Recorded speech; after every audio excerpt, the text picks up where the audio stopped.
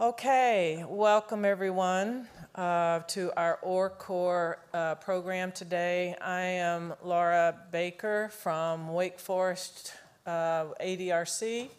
I am the Associate Director of our Wake Forest ADRC and the co-lead of the ORCOR at our center with Dr. Goldie Bird, and I'm also the co-lead of our REC at the Wake Forest ADRC.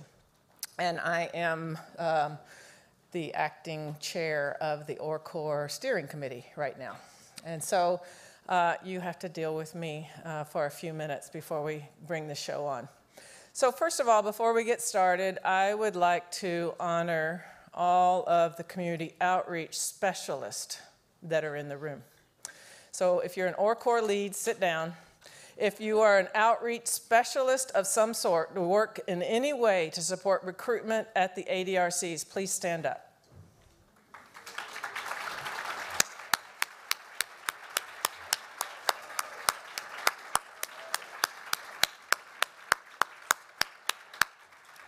These are the people who do the work, and these are the people we need to support.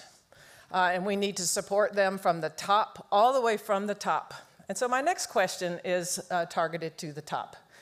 I want to know how many ADRC directors are in the room. Would you please raise your hand?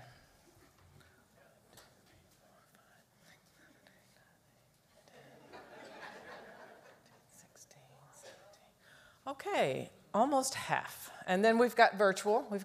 So I am trusting that there are other ADRC directors online. So welcome, virtual ADRC directors. One more question. Clinical core leads. How many clinical core leads do we have in the room? 1, 2, 3, 4, 5, 6. 6. Okay. Point noted. Point noted. We do, I think, in our deliberations over the year, ORCOR, I think it's important that we are not a standalone core. We are the front door for ADRC recruitment. We need all support from the top down. And I think that's, if we are going to make any progress and a meaningful investment in our communities, we have to have support from the top down. And you can clap on that one.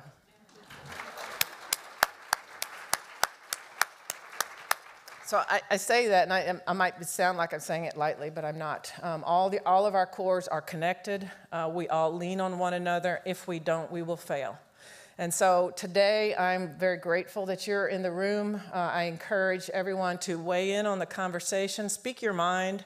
Our goal here is to rattle cages, not to be comfortable, but to challenge each other to do a better job. Today, our theme is, you've got the agenda there, but our theme is building strong and sustainable partnerships with participants and community ambassadors to support representation, diverse representation in ADRC research. And so our goals here are to have some conversations that challenge us to do a better job, to not be afraid of the community, not be afraid or reticent to engage with the community. Our science is supposed to support. For years, we waited for the people to come to us as scientists, right? We wait for them to knock on our door. And then we learned, and we've known for many, many years, that doesn't work if we want representation. For many reasons, much of which involves trust. And so here we are in a position where we need to figure out how to do a better job.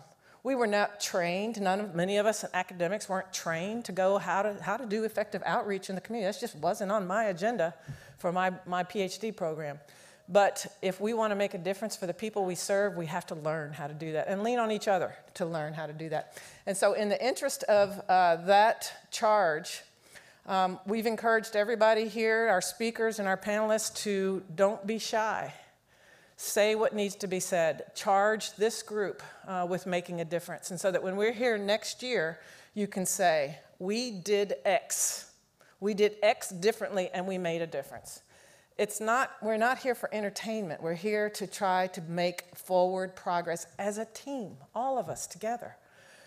with top-down support. I know we have NIA support. They've been at our side from day one, all for the year. We have their support, and we have their, it's not only support, but they are kicking us in the pants to do something different, and we need to respond. So hopefully our program today will rattle some cages, help us think in new ways, and inspire us to do things different and to make a difference. So I'm going to start. We have 3 speakers, 2 from the community, which I think is, we really need to have community voice at these meetings, and I'm going to vote that we have community members at this meeting here on out. We can't do this without their voice. We have 2 from the community, and we have an academic ethicist who's also going to weigh in as well. So what I'm going to do is I'll introduce the first speaker, and then this person will have each person has 15 minutes. We'll take a stretch break, not allowed to leave the room. We're going to lock those doors. And then we're going to have a panel discussion. So we have the 3 speakers and 3 additional individuals that are here to make sure we have the perspective of many different communities and cultures. And so we really want this to be a cultural discussion, but also a call to action. So our first speaker is Gina Green Harris. You can start walking up here, Gina Green Harris. So Gina Green and I have worked together for many years. She's not quiet. She will tell you what she thinks, and that's what I love about her. She's not going to lay down. She was named the inaugural director of the Center for Community Engagement and Health Partnerships in Milwaukee, which is a newly created center to further advance research in the African American community in a culturally inclusive manner. So I'm going to let her speak her mind here, and Gina, thank you for being here. All right, thank you so much. Okay. You're hilarious. That's my mic. Well, good morning, everyone. It's thank you. It's a pleasure to be here. I want to thank the committee for inviting me to speak today. Truly, it is an honor and a privilege. I think Laura knew I needed a few more minutes to talk because I am a little long-winded, but I'm going to stick to my slides here as I've been prompted. But I just want to encourage you all to, if you haven't done so yet, give yourselves a pat on the back for embracing this conversation that we're going to have today. So I do want to do a shout out to everyone that took the risk to come and hear some stuff about what you can do better, just a little bit something. So give yourselves a round of applause for that while I figure out how to put my slides together. So today we're going to talk a little bit about building strong, bi-directional, and sustainable community partnerships to support recruitment for AD trials. And while I'm up here, I do want to acknowledge that I am, of course, part of UW-Madison School of Medicine and Public Health. I want to honor all the leadership there for the work that I've been privileged to do to actually lead this work, community engagement, for this institution. So I'm going to start off with a little background about what we've been doing. We've been talking about bi-directional relationships with community since 2008 when I started my journey at the UW. And what you have in front of you is a slide that really demonstrates how it is so critical for university and community to come together. And you'll note that in that big red box is community engagement. Take note, it is not outreach. Outreach is where we start.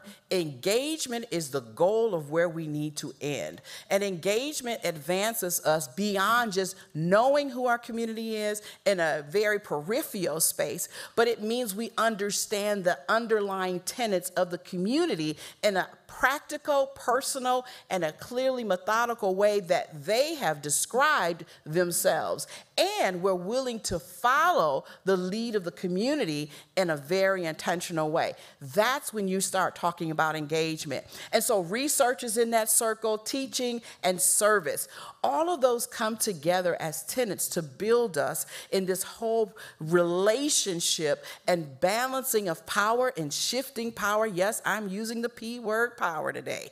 We're going to shift power dynamics where the university brings, or the research program brings, its resources and its tools, but it recognizes that the community has an asset as well. And that's where asset-based community work comes in, right? We're looking at the strengths of the community as well. So I wanted you to get that concept. We've been doing that since 2008 when we started, and we have been able to increase. I want you to know there's a great return on investment when you do this. We've increased our research numbers, we've increased our visibility, we've increased our relationships, and quite frankly, we've increased practicality of how we do business overall. So I wanted to draw your attention, and this is the foundation of the work that we do.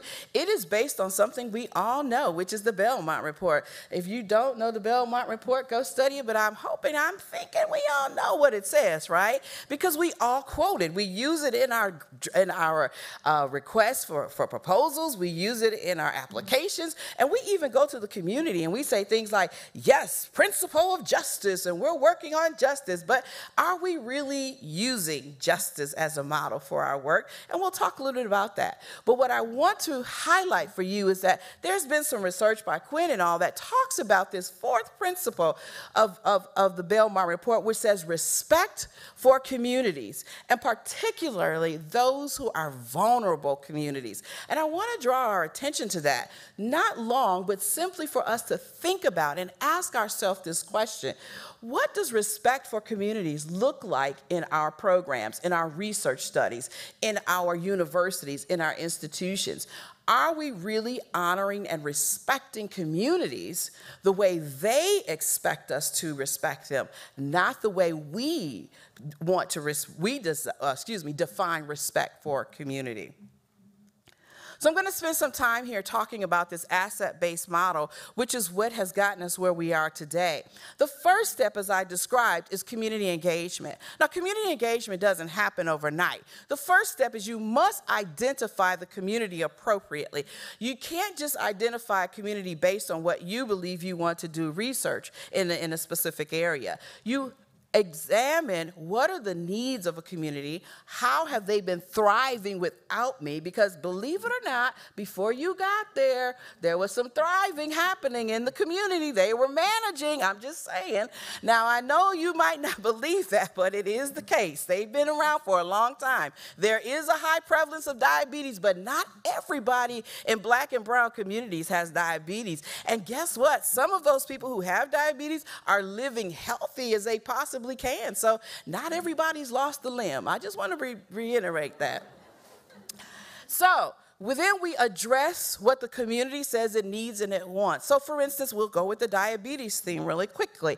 If we know that there's a community that has diabetes, and I know we do Alzheimer's work, but you do know that sometimes when you go to the community, they're not ready to really discuss Alzheimer's. I'm just saying, I just want you to understand that too. That goes back to identifying the needs of the community. So if you have a background where you're interested in Alzheimer's, but the community is talking about diabetes, guess what? You're not ready to talk about Alzheimer's. So you really need to meet the community where they are and talk about diabetes. And you've got all this expertise on your campuses to come and do this work in an intentional way. That's what I'm talking about. So then that turns from identifying what the community needs to actually meeting their needs. And now you're having this dialogue back and forth. And then that brings into engagement. And then it becomes involvement. Involvement means us as an institution, as a program, as a PI, as a research specialist, whatever the case may be, becoming a part of the fabric work of the community, which means that we're working so interconnectedly that when I show up, everyone's not like, who are you? Why are you here, and what do you need? It's more like, hey, gee, it's good to see you. This is what we were looking for to learn this year, or this is where we have met, and we know what we're doing. We're following this pathway, that pathway. And oh, by the way, we really have a new research question we want to entertain together. And you're not seen as a foreign entity into the community, but actually a partner in project and service delivery program building, even through your research, which is another item I'll talk about. But then the next thing is provide resource that was identified by the community. So for instance, if you're going to have faith lunch workshops, and that's what we like to do is work with the faith community, and we have all these networking opportunities with the faith community, which is great. But if we're going there and pastor's telling us exactly what he needs in order to help sustain his church's health, we have an obligation to address those things. And finally, after we do that involvement piece, we get commitment from the community. Now, mind you, as I said, this does not happen overnight. It took us almost 2 years to build this model. But once we built the model, I can tell you that we are still running strong. We still have our cabs. We still have our work in the community. We still have our in-home programs, and the community knows who we are and respects the work that we do. And this is a paper that just demonstrates what shares our work that we did that I just talked about, that actually has shown the return on the investment. I believe when we started this project, we had about 2% African American and other populations in our research study. And now I know Dr. Johnson's over there. We're about 14% of our community is from diverse backgrounds. There's that thumbs up. I knew I was right. Just wanted to let y'all know he knew I was right, all right? Just checking in. So this is just a summary of, I wanted to bring this back to your attention about community and participant advisory boards. And this was the summary of our ORCOR meeting to let you guys be reminded. When you are talking about developing a community advisory board, that is really critical, but you have to do the work beforehand. And community advisory boards are different than participant advisory boards. There's a lot more work that goes into, no, let me rephrase that. There is equitable and a lot of work that goes in both of these. There's different types of work that go into a PAB versus a CAB, and we need to be able to identify the differences and respect those differences and use them as we are benefiting the community. And they have to be interconnected and interchangeable. You cannot, in my opinion, have a PAB before a CAB, because a community advisory board gives you generalized information. A PAB is more specialized, and it requires way more intense activities. So I don't want to talk about that now because I talked about it in the webinar, and you're welcome to look at the webinar online. So here's something I did want to share. When we talk about our own biases and assumptions of why can't we have this bi-directional relationship with community, quite frankly, we know that there's evidence that researchers are still uncomfortable and have their set biases about going into community. And so this was a study that we did at the UW, and it talks a little bit about what are some of the things that hold us back. And so there's evidence that staff itself, surprise, can be a barrier to actually having engagement and this bi-directional relationships.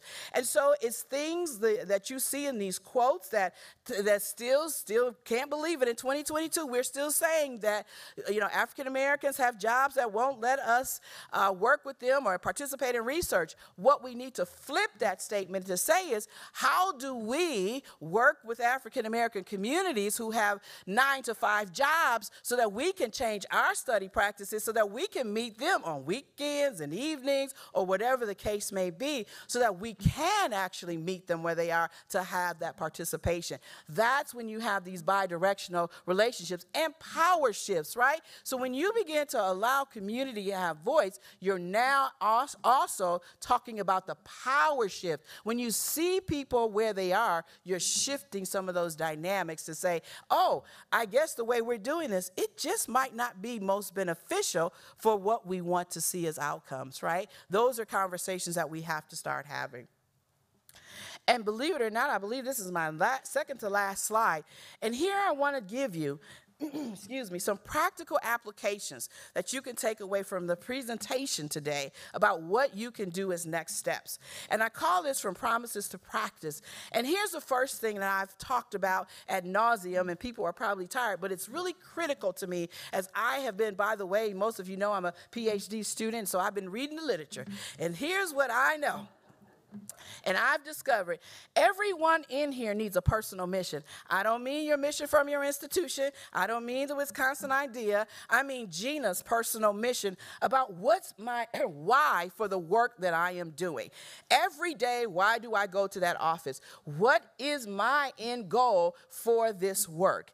Then, as an organization, we need to have measurable organizational goals beyond our checklist of this activity, that activity. And what I mean by that is that we have to look at our current org chart, and we have to decide by the next year we will diversify our staff by X amount. We will have to put these in data form because we love data, and we have to put these in outcomes and specific outcomes. And if you like, use a SMART model, but you have to make sure that these are measurable outcomes that we're using to see and grade ourselves and evaluate ourselves as organizations to see how we're doing.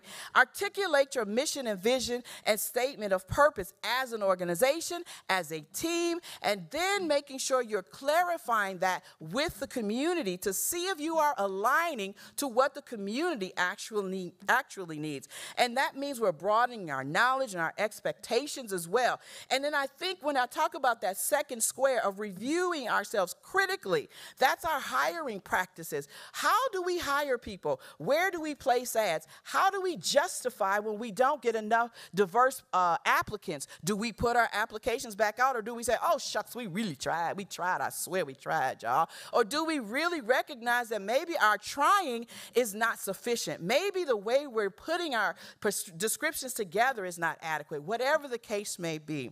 Then I want you to think about learning how to engage with the community before you have an ask. Many of us go to the community, and I know some of us are preaching to the choir, but many of us don't get this either. I'm just being transparent because Lord told me to be. But the reality is that what we do is we write a grant, and this is just this. I sat in enough meetings for this for our cabs, and investigators say, oh, I'd like to hear your feedback. They give feedback and say, well, I've already written that part up, and I'm just not sure if it's in the budget because I've already submitted it. Well, you know, maybe you're a little late. And so thinking about, we need to know the community before we go there. That's genuineness and integrity. And we have to think about that. Then there's the trust process of authenticity, right? Being willing to be vulnerable. You must tell people in the community clearly that when I walk outside of my ivory tower, walk into the community, I'm no longer the content expert on community. I may be the content expert on Alzheimer's, on biology, but when I come into the community, you are the experts. That's making yourself vulnerable and open-minded to hear from what the community has to say. And I know these sounds pretty practical, but we talk about them, but now we need to do them. And then the last bullet point I believe I want to make is talking about making a conscious decision to be committed to sustainability. What are you leaving the community? And what I mean by that is this. We often come to the community when we're funded. The question I'm asking us now, what are we leaving behind when the dollars are discontinued, when there aren't any more dollars for the funding? What can the community now still utilize? Did you give them a new mechanism for understanding their diabetes? Did you create a way for the cab to be sustained and maintained after funding? Did you build some bridges and blocks for the community as a whole? And with that, I think the last thing I will say is that building those and developing that bi-directional partnership with the community and the stakeholders is probably so critical to the work now more than ever, that what we have to understand is that if we don't do that now, the question I ask you is when. We've been working from the Belmont report for years. When are we going to move from thoughts to notes to committees? When are we going to move into action so that we can see the reduction of health disparities in all of these communities we say we care about? Thank you so much.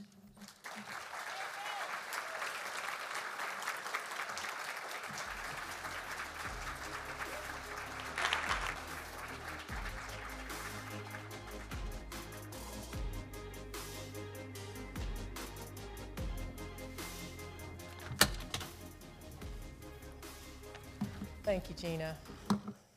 There's no one who could have said that better. All right, so our next speaker is Dr. Emily Largent. Emily is the Emmanuel and Robert Hart Assistant Professor of Medical Ethics and Health Policy at the University of Pennsylvania, Perelman School of Medicine. She holds a secondary appointment at Penn Law. She's a lawyer. Is a senior fellow at the Leonard Davis Institute of Health Economics and is affiliated with the Center for Health Incentives and Behavioral Economics. Dr. Largent is going to continue the conversation by talking about bidirectional partnership with the participant, how to honor the participant because of their participation in our research.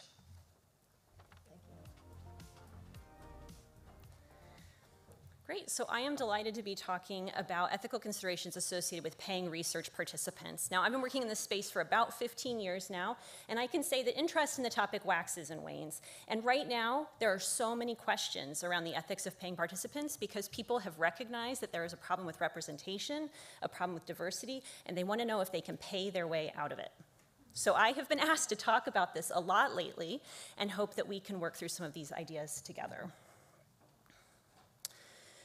So I want to thank Andrea Denny at the Knight ADRC for sharing this. They conducted a survey in 2020 of different ORCORs to find out about payment practices. They found that 7 ADRCs did not currently provide any remuneration for the clinical assessment, although if you were planning on changing that.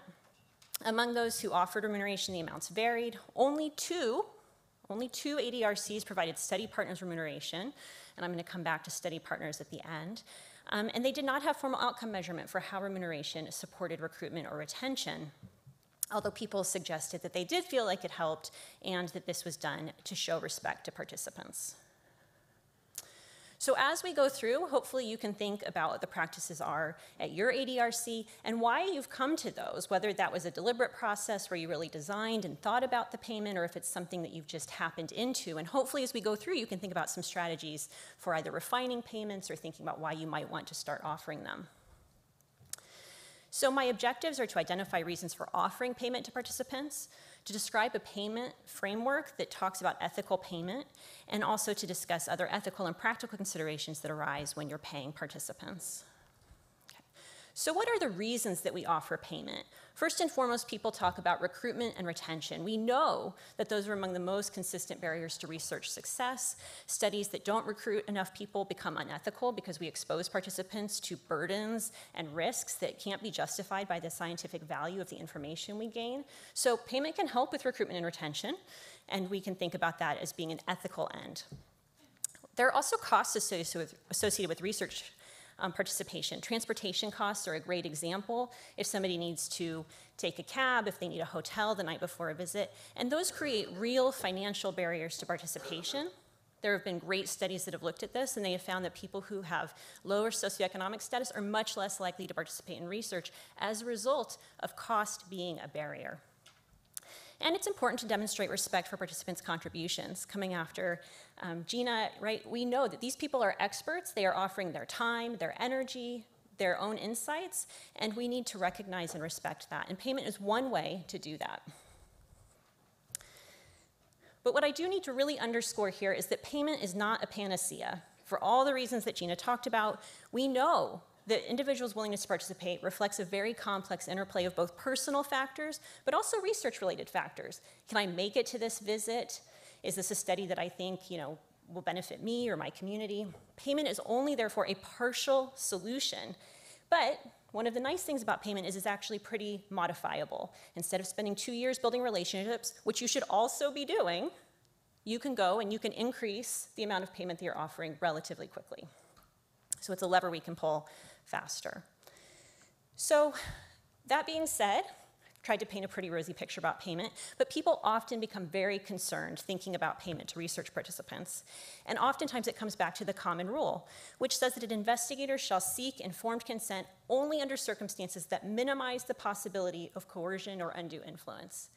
Now, payment is nowhere in the common rule. It doesn't talk about it, but when people worry about payment, this is the language they hang their hat on. They say, okay, I can't offer payment because it's going to coerce or unduly influence my participants. I'm going to ask you, how do you know? How do we know if the payment we're offering is coercive or if it's unduly influential? So, like a good lawyer, I like definitions. Let's go. We can talk about coercion. Coercion requires a threat to violate somebody's rights or not to fulfill an obligation to them, and they have to have no reasonable alternative but to say yes. So the classic example of this is the mugger who comes and says, you know what, your money or your life. Now, when I offer you $20, I'm not threatening to harm you. In fact, most of you would probably feel like you were better off for having that $20.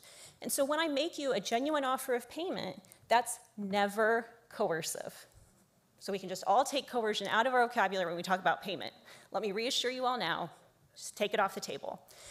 Now, I'm not saying that coercion isn't possible. There may be circumstances when it is, but it's not from the money that you're offering people.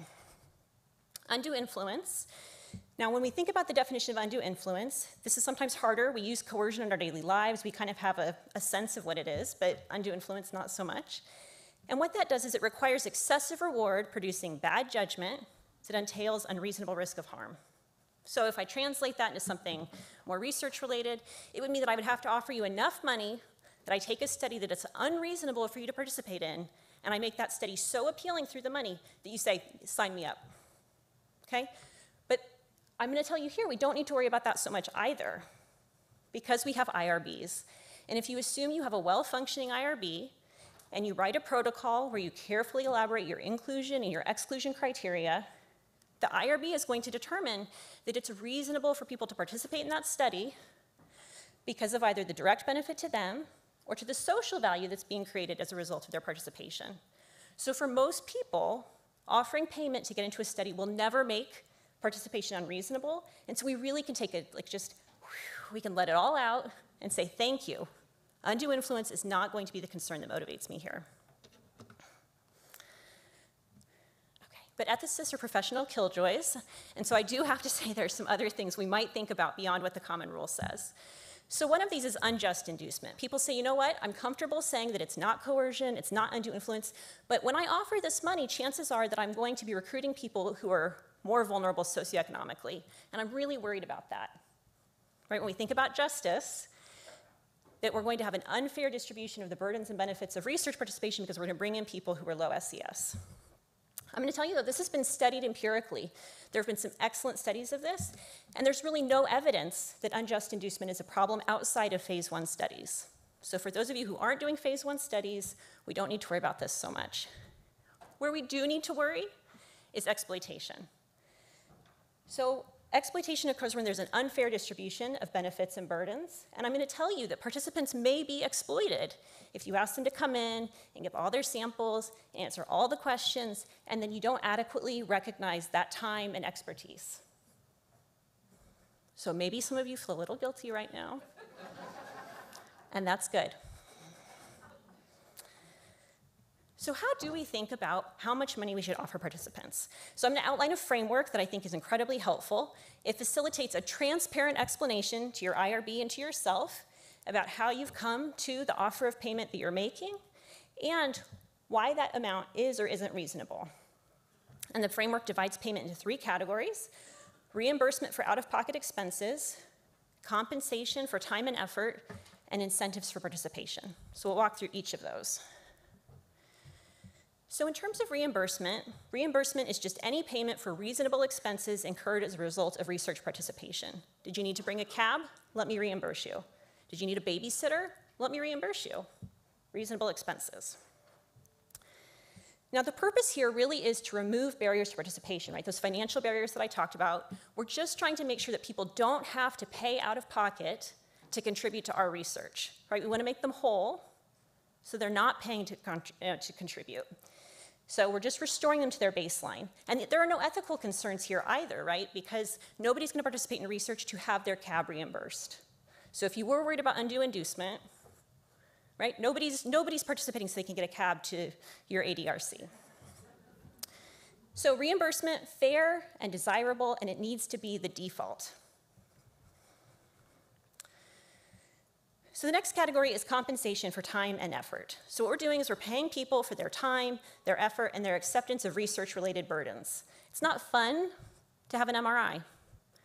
So let's just recognize that people took time out of their day to come to do that, and we're going to pay them for that.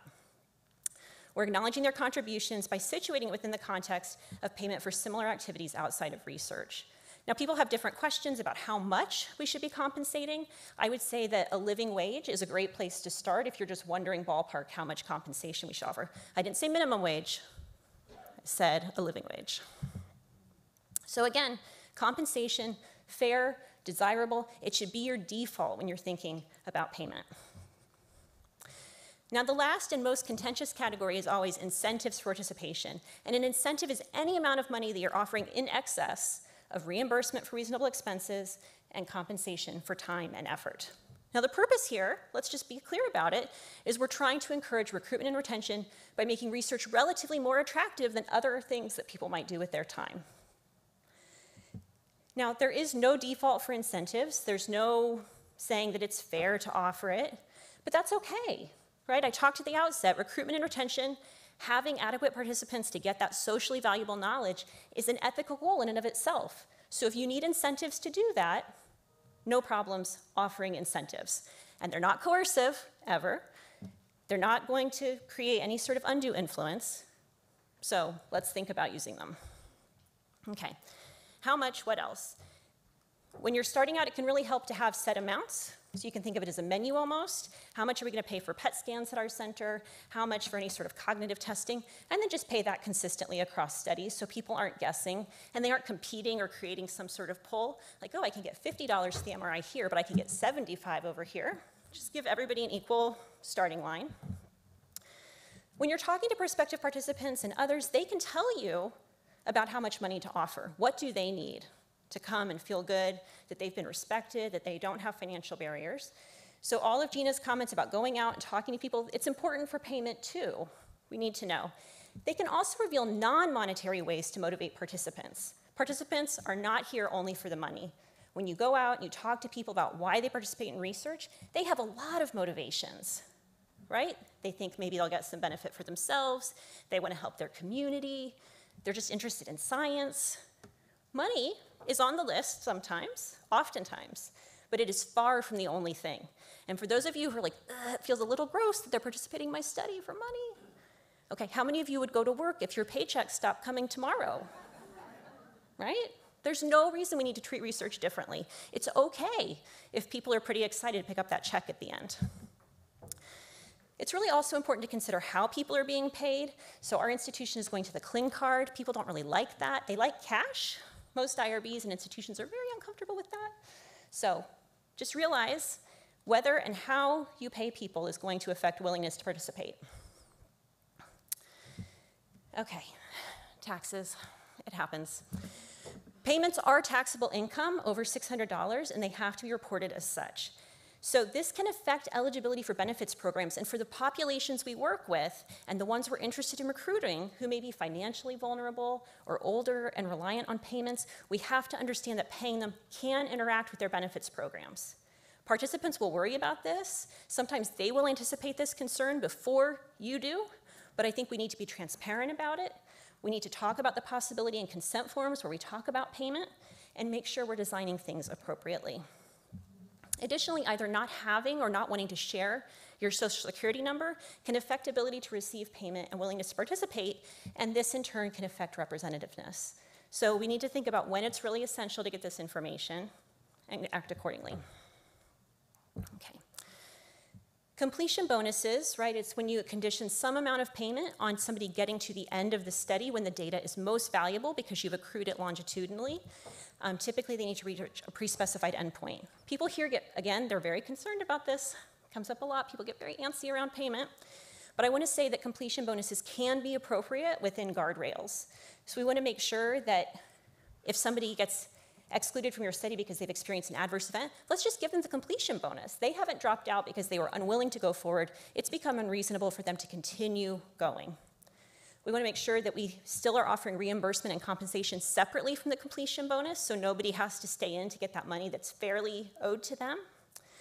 We want to make sure everybody understands when they get their completion bonus so there are no surprises. And then just don't offer such a disproportionate amount of money at the end that we worry it might distort people's thinking. study partners, PABs, and CABs, and community partners. So if participants are required to enroll with a study partner, the study partner should receive appropriate payment. They are contributing their time, their effort, they're answering your questions too. How many of us have talked about, when we try to motivate the importance of Alzheimer's disease research, the burden on unpaid family caregivers? We use how much time they spend, right? The lost income, all the effort, the foregone wages, to talk about why we have to solve this problem. And so think of the irony that you're pointing to their lost wages as a reason to do your research and then not paying them to do your research. When individuals sit on your PAB or your CAB or serve as an ambassador, they too need to be offered payment for their time and their expertise. And when you work with community partners, payment may be appropriate, maybe to the institution, you can think about things, but you want to again think about what I loved that Gina called it legacy. What can you give to them or leave with them as part of your research? And I think that Pastor Jenkins will talk a bit more about that next. Okay, and thank you so much.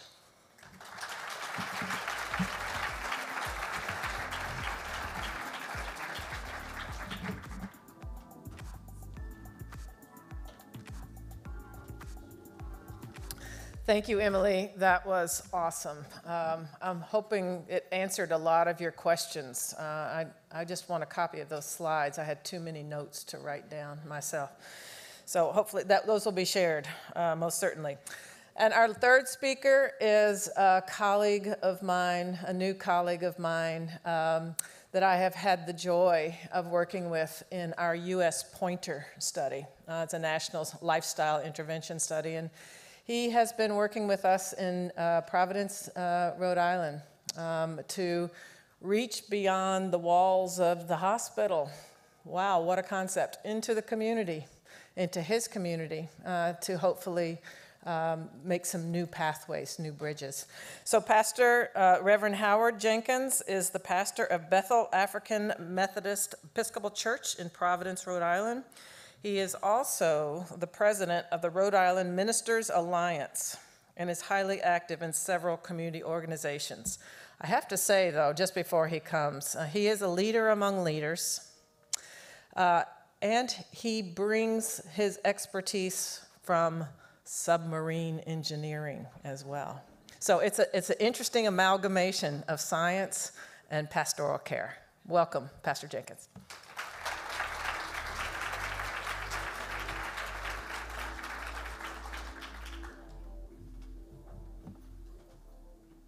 First, I want to get a shout out to Dr. Baker, for I really appreciate the opportunity to come before you.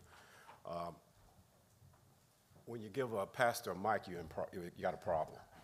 So I'm going to try to stay within my 15 minutes. That becomes extremely important. I think it's important to understand also when you're dealing with faith leaders that they come with more than faith. They come with some expertise that many people are not aware of, and you underestimate their intelligence. And so it becomes very important to understand and get to know exactly who that leader is so you can understand where they come from. Because as Dr. Barnes talked about, there's a narrative there. You have to understand the story. You have to understand where they've come. And everybody doesn't have a sad story.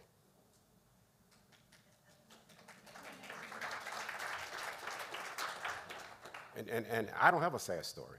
Both my parents were teachers. I came out of a middle-class family, but the problem is that I couldn't get away with jack. So I knew what my expectations were, but I was a mediocre student. And the light didn't come on until I got into college, which was an HBCU university. And that shaped me. It shaped me more than I ever could imagine. And so that I grew up in an African-American family. I grew up in a predominantly Black historical education society. And then I transitioned to what we call corporate America, where I was the one of. And many of you understand what it is to be the one of. And it didn't hit me until I was probably about 15 years into my career with General Dynamics, electric boat design and building submarines, that one of the engineers said, "Do you realize you're the only Black manager?" And I never looked at it that way, but here's the reality. I knew I was Black, and I wasn't taking my Blackness away. And that becomes important because my blackness is me. And I knew to understand the importance of being able to recognize that I needed more people behind me to understand that they had to also be part of the struggle, because the struggle is real. So Alzheimer's is only one piece of this equation. And so when we look at building deep relationships to support recruitment, and we understand meaningful engagement within the faith community, it becomes very important to understand and recognize, I don't know how to use this. Everything looks green to me. Okay. And so what becomes important to understand exactly what community looks like. And when we look at community, the reality is about building relationships. But here's the piece we have to understand. I am a data person. And so now I got to shift gears because now I'm a pastor. I retired early after 31 years because I was sitting in meetings and recognized what was happening in my community, and I couldn't do anything about it because it became a conflict of interest. It became a conflict of interest because when I spoke for General Dynamics and not for my people, not for my community. And so I had to sort of have a balancing act. And so one day I woke up, after 31 years, I told my wife I was retiring. 3 months later, I retired. And the company was upset. And they said, well, you're just going to retire? I said, I'm going to retire. And what you going to do? I'm going to pastor. I was bivocational for 8 years before I retired. And what I found out was that I took care of my congregation, but I did not take care of the community. So I spent 14 hours working. I would leave work and spend 3 to 4 hours in church to make sure my congregation was all set. But if you told me what the pastor was across the street, around the corner, I couldn't tell you. And I understood that if I'm going to be a good pastor, I have to be engaged in my community. I have to know the concerns of my community. So why am I sharing that story with you? Because if you're going to be a good recruiter, if you're going to be in your community, you need to know your community and not just sit in your office and run numbers. You need to understand what your community is looking for and what your community needs. Gina and Emily have done an excellent job in regards to identifying all those isms that we need to be aware of. But the reality is you cannot sit and wait for someone to come to you or check a box. So it becomes very important and very strategic in what you do to get off your duff and spend time in the community. And not 1 hour in the community. You need to spend hours in the community. You need to know who's in your community. You need to be intentional in making sure that you understand and do that. And so when you look at community, look at everything that has to be done, and this button is really killing me. Next slide.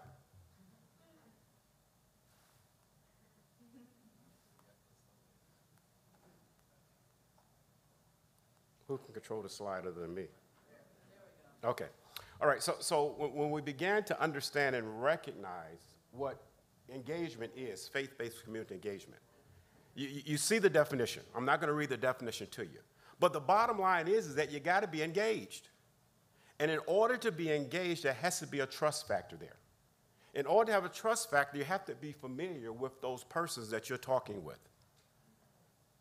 In order to be familiar, you have to recognize and understand the frame, the narrative, the language. And if you're not comfortable doing that, you're in the wrong business. And the bottom line is 90% of the recruiters are in the wrong business. Why is that? Because you don't know the community. You know what you think you know. You ever been black before? Most of you all haven't. And that's the reality. So how can you walk in my shoes if you're not listening to my narrative? It becomes very important to understand the empathy aspect of it. How can I relate to you? But you cannot relate to me until you understand my story. So before you get your bean, which is your bean count, you need to spend some time just listening, talking to the community, understanding where they're coming from. And guess what? That doesn't happen in a year.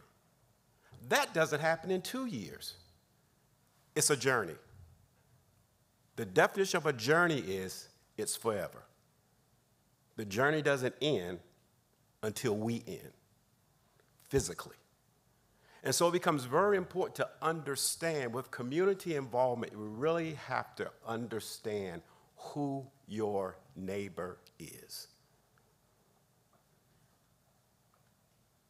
Biblically, who is your neighbor?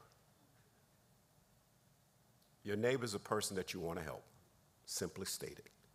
And guess what? Your neighbor don't have to look black.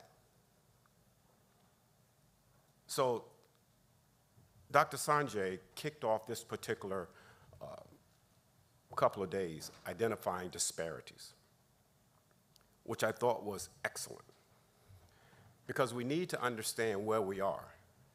But the reality is that, and I said this on yesterday, I've been here, well, I haven't been here. I've been dealing with this for 61 years, but my generation been dealing with for over 400 years. And guess what? Little progress has been made. I just got a suit on, I look good, I smell good, but little progress has been made because we're still talking the same thing. What we've done, we bottled it differently. There's always been folks that don't look like me, talk like me, or smell like me that felt sorry for me and want to do something to make a difference. That has brought me out of slavery. But the reality is slavery is now redefined. It just looks a little bit better. We can call it incarceration. We can call it employment. We can call it health disparity, but it's still slavery. And until we begin to understand and recognize what we have to do, nothing's going to change. Stop talking about it and be about it. So that means, in the words of Gina, there's some low-hanging fruit that you can do. Take that low-hanging fruit. I'm stealing from Gina. We talked this morning. Take that low-hanging fruit, and you make a difference next time you come back here next year and say, this is what we did. Don't go to the top of the tree like Dr. Barnes was trying to show in the slide. Get that low-hanging fruit. You don't look like me, so that means the fruit's attainable. Gotcha. You get that low-hanging fruit. You take that fruit in our communities, whether it's the Asian community, whether it's the Latino community, whether it's the American Indian community, whether it's the black community, and you make a difference. And you be intentional. This is killing me. This is killing me.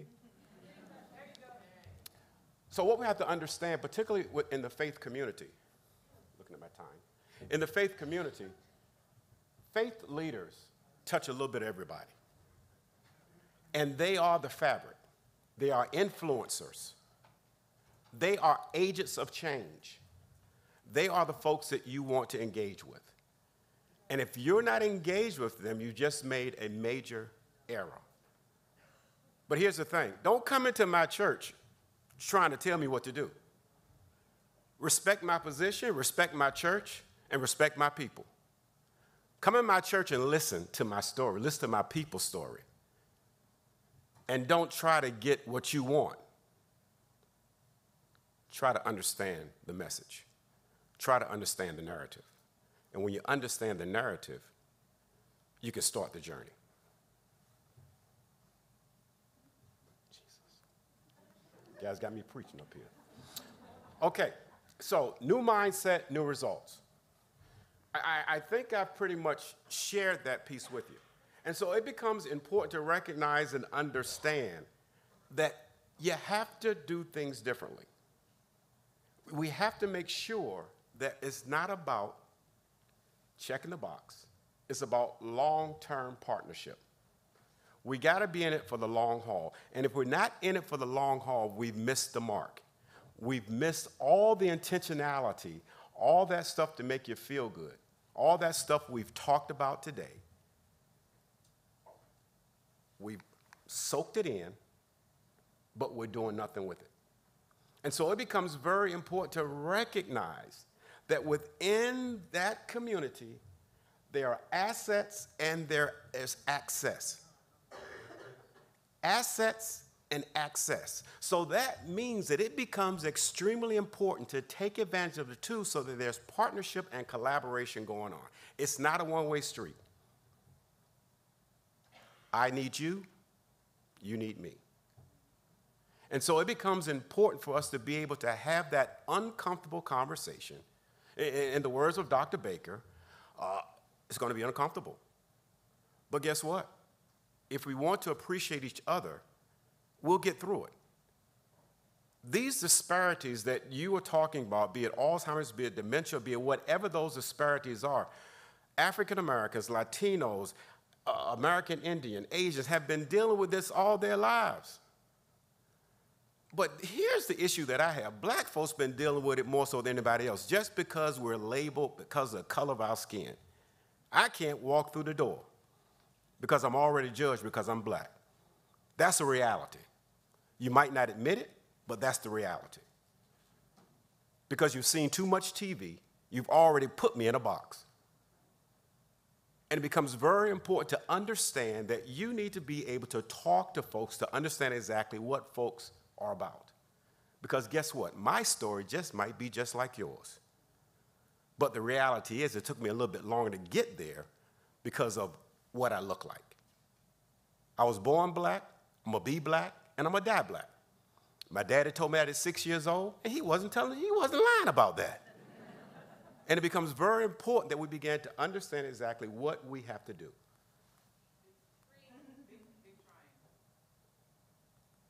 Okay. Uh-oh. Okay, all right. So what we need to recognize and understand, I got 1 minute. What we need to recognize and understand that we have to collaborate and we have to be creative. And here's the thing. My creativity is my honesty. I can't make it up because this is who I am. I've lived in corporate America. I've dealt with the minutia, but it didn't stop me from succeeding. But I realized that there's other things for me to do to also make a difference. And so I passed the baton in corporate America to others behind me, and now I'm passing the baton to you so that we can work together as partners. And that becomes extremely important. When we're able to partnership and understand exactly what we're about, it becomes important to recognize there's one more slide I should have, what we're trying to do. And so the slide that I should have should be somebody praying.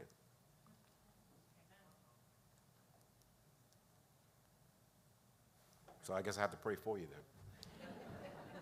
then. And the slide said, a little prayer goes a long way. And guess what? I'm praying for us. I'm praying for change. I'm praying for transformation. I'm praying for earnest and honest dialogue. But most importantly, the work you're doing is great work. Well, I'm going to talk junk to you, but you need to hear the reality. Just because I wear a collar, just because I even look good, don't mean I'm going to cut any corners. Because the reality is if you don't hear the story, you're going to think the world is flat. And the world ain't flat. The world is actually really pretty ugly, the way I see it. Because my generation and generation before have been dealing with a lot of stuff unnecessarily, just because of who we look like. But the people that got it the worst are the Native Americans. Their land was stolen from them, taken from them. They did not become citizens until 1934, where there was legislation that said now you can be a U.S. citizen. White folks did that. Europeans did that. And they took their land, took their history, and took their hope. But one thing about it, black folks never lost their hope. Thank you very much.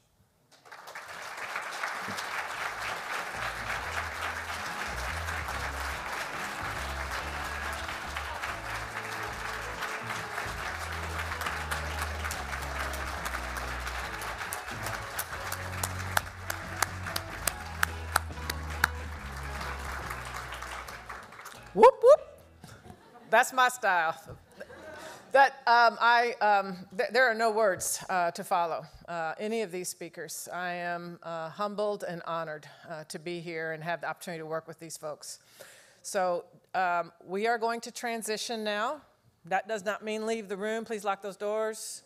No break. Everybody stand up and stretch while our panelists come to the stage. Just stretch. Come on now. Lifestyle, healthy lifestyle. Stand up, stretch. Panelist, and our moderator is Dr. Sophia Wang. She will be taking us through the next section. But panelists, come on up on stage, please.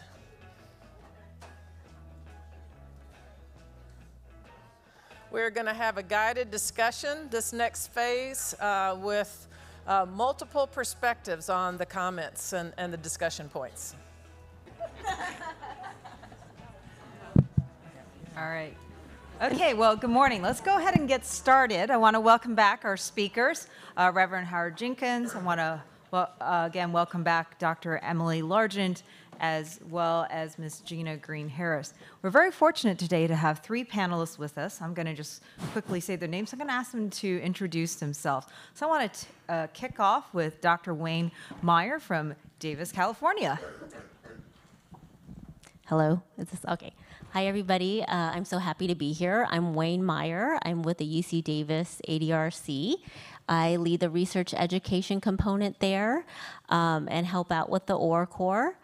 That's it. Should I continue to go on or? Oh, okay.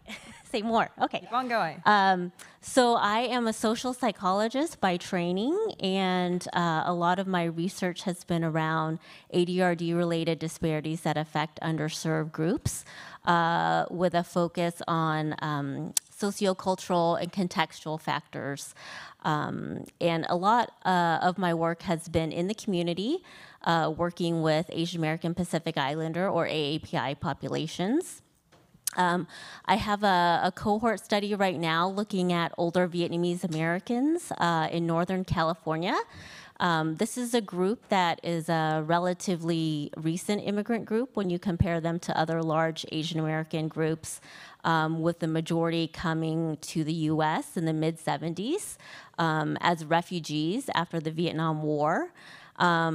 This is a group that has faced a significant amount of trauma and adversity, having grown up in a lot of wars in Vietnam.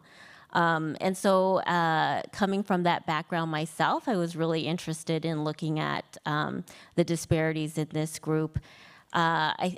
I think if anything today, I really want to highlight as part of this panel just the diversity and the heterogeneity in AAPI populations. This is an extremely large group, and I really appreciated Monica Rivera-Mint's talk yesterday about just looking at within group diversity. You know, there's so much diversity in Latino populations and African American populations, Asian American populations, and I think we really need to think about that when we think about who AAPIs are. There are over 50 different cultural groups, over 100 different languages. And I think when we group them all together as a homogeneous group, we lose a lot of culture, of socio-historical background and context that's really important to take into account when we look at risk and resilience. So that's something I really want to highlight today. And I'm really happy to be here. Thank you. Thank you so much, Wayne. We're going to move on to Ms. Lauren McLester Davis from New Orleans, Louisiana. Segole, Yowelin Neongats, Oniota Aga Niwagunjiot, Anoha Niwagunhunyot. Hi, everyone. My name is Lauren Wendell Yowelin McLester Davis. I am an enrolled member of the United Nation of Wisconsin. I grew up on the United Reservation outside of Green Bay, Wisconsin.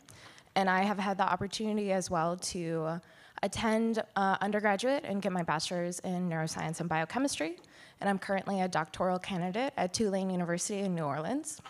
While Louisiana does not have an ADRC, I've had the opportunity to collaborate with the University of Wisconsin ADRC. And through that research, actually focus on my own tribe and their participation in the Wisconsin Registry for Alzheimer's Prevention and the Clinical Core.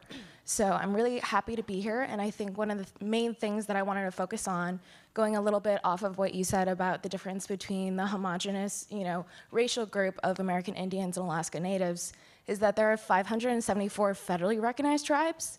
And so I think it's really important for every ADRC to recognize what tribes are actually located in your region. Can you name them all? Do you know who the current leaders are? What does that community engagement look like from that end? But also to come from a perspective that colonization is endemic in society, and this is endemic in research as well. And so to decolonize research and to indigenize research, that is the future for how Alzheimer's disease research and related dementias can be conducted in tribal communities and for tribal communities.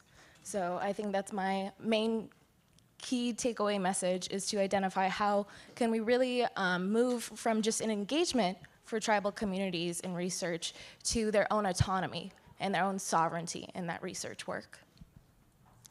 Thank you so much. And finally, I'd like to welcome Dr. Baron Shanti Ketterall from Durham, North Carolina. Thank you so much, and I am very honored to be here with all of you today. And I stated to Dr. Baker, I am no expert in recruitment. I'm no expert in retention. I am an immigrant. My parent, I can tell you, I have the experience. I'm kind of the person you're trying to recruit. My mom didn't have shoes until she was in middle school. I made it through the system. Like somebody, I think yesterday they said, I don't know what I have that I made it through, but I'm here. And so, yeah, I'm a research scientist at Duke University. I look at environmental, specifically chemicals, and how they relate to cognitive function and cognitive decline. I also am the junior associate core lead of the ORG Core. I try to reach the community. I work with the community. I'm also part of the Alzheimer's Association for Eastern North Carolina, so I do a lot of boots on the ground. And I think I know the community, so I think I can leave it at that. Great. Well, I want to once again thank all our speakers and panelists for coming in today. We're going to kick off with a first question to Gina. So, one of the things I've been reflecting on, both as a scientist but as a person, is the lessons that we Alzheimer's disease researchers can learn from the COVID-19 pandemic. And I think one of the things that we saw is that when the science moves faster than the community understands the science, that starts to create gaps. And we really saw that with COVID-19 vaccinations and the profound effects in terms of hospitalizations and mortality. So what can we learn from experts such as you to try to help align the rapid advances in Alzheimer's disease research with what the community understands? Namely, what are some of the key community engagement activities we can be doing to build trust in science and trustworthiness of researchers? Thank you so much. That's a great question. I think about when you talk about COVID and some of the things that, we all had to halt our programs, right? But science was still moving forward.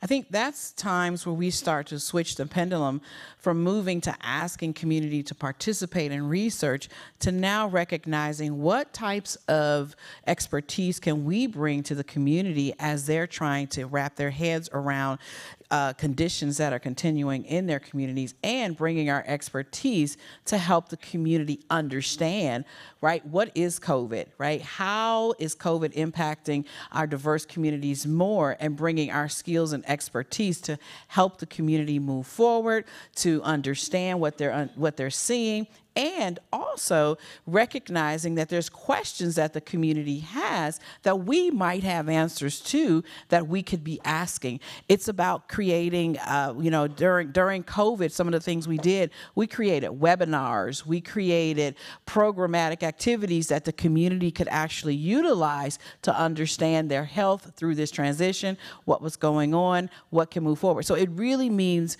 to me, moving from your your expertise as a researcher into using your talents and your treasures as community support and support for the people to say, hey, we're all in this together. What do you need during this situation and circumstance? So moving that hat and that dime to show we really care about you as a community and not just our research.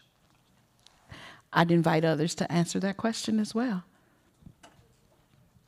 I can say something. So during COVID, we had our first ever Vietnamese mini medical school, which was a medical school for the community.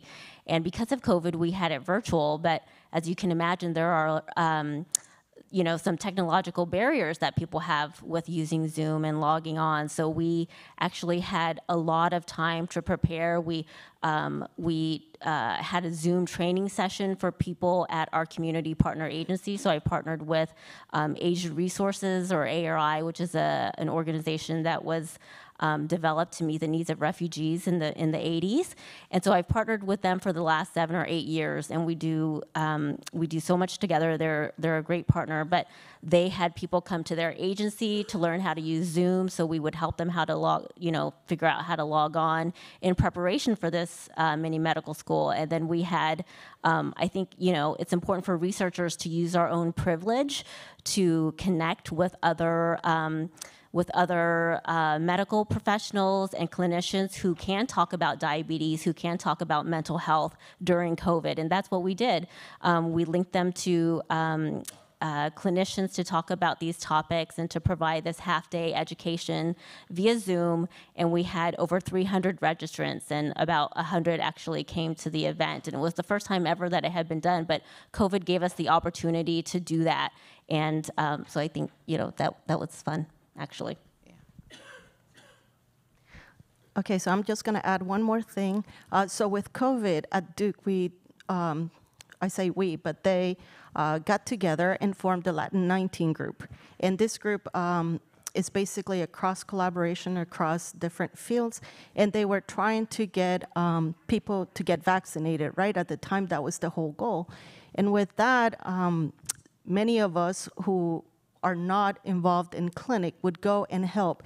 And one of my roles was actually to go and sit at a church to get people to get in vaccinated. And it was a wonderful experience because, like Reverend said here, you get to hear what the concerns are, why only one person in the community or that family came to get vaccinated and not everybody else, what the concerns are towards research. So you get a lot of information from participating in a COVID-related thing, which is, something that it wasn't even related to the Alzheimer's Disease Research Center. But you have to be proactive and take your time and not, like you were saying, just stay in your office. It's weekends, it's hard work, but you have to listen. And a bad thing can turn into a really good thing. Now our underrepresented people are the ones that are most vaccinated, and they welcome me to go and give talks and actually want us to be engaged with them. I would also add that across the United States, American Indians, Alaska Natives have had a huge success in getting COVID vaccinated. And part of that came from hiring people from those communities as part of the research teams, right? And employing them, but at the same time also showing that representation to the younger generations of these are people from your communities who are involved with research, who are involved with science, involved with medicine. And that has spanned generations to advance us to the place where we trust our own community members to say this is a really good thing for us to be doing for our health as a community. And that internal trust goes a long way to dismantling some of these health disparities. Pastor, do you want to actually weigh in? I was really fascinated, actually, when we were talking yesterday here about the vaccination effort that you made with one of the healthcare systems. And I think that would really enlighten us on some models that we could use to build similar relationships between Alzheimer's disease and the faith-based community. The reality is that African Americans are not jumping in line to get vaccinated. And that's just a reality. Historically, that's an issue. But that doesn't mean that we stop. And as a result, I began to hear things in the community in regards to, I'm trying to get vaccinated, but I'm not able to navigate through this system that the state have put together. And so what that did is sort of drove me to look at how the system was set up. But it also drove me to look at the numbers. And the numbers were actually horrible. And so a couple of the community leaders got together. We had a press conference outside the State House. What came out of that press conference outside the State House was myself having a conversation with the governor within 10 minutes after the press conference. I was invited to talk to the governor, and what I shared with the governor, I said, you know, have you looked at the numbers? Because what happens is the narrative was, and narratives can be very dangerous, the narrative is that we have 500,000 people vaccinated. Of that 500,000, you probably had maybe 1,200 that were people of color. And so I said, you know, have you looked at the numbers? Well, I really haven't looked at the numbers. I said, can you look at the numbers? Have your people show you the numbers. And so we had a 45-minute conversation in regards to the concerns that we were having within our community. And as he said, what I'll do, I'll get with you in 2 days. And my ask was, I want to have a vaccination weekend for our community. The governor got back with me in 2 days.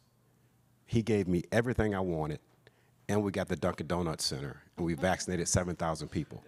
Now, here's the thing. Don't clap, because this is hard work.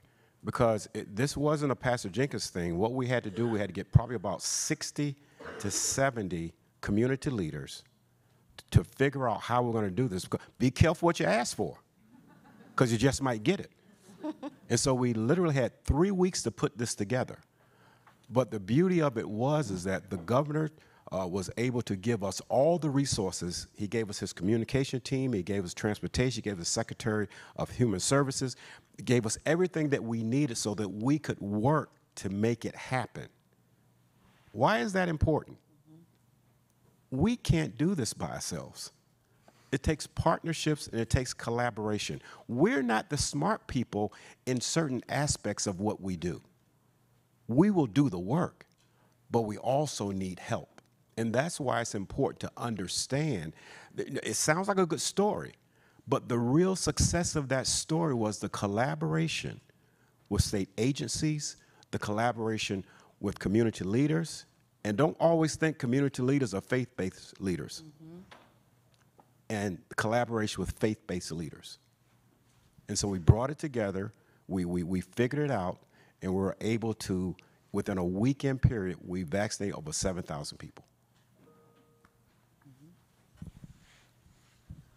Well, I think that's really impressive. I think our ADRCs would be delighted if we could get 7,000 people all in a center.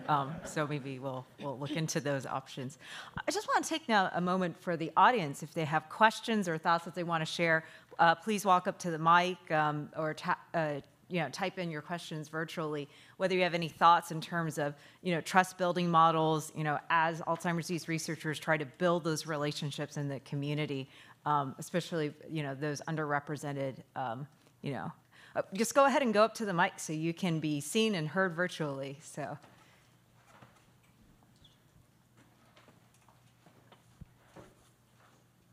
I think the discussion so far has been excellent, and I really went to church this morning with both Dr. Gina and Dr. Jenkins. For those of us of color in the African American church experience, we went to church, and that's why I say amen. Amen. You're just saying things that a lot of us have felt for a very long time, but one of the things that I think is very important, because I come from a primary care perspective, is you can't really address the needs of communities of color without addressing their healthcare needs.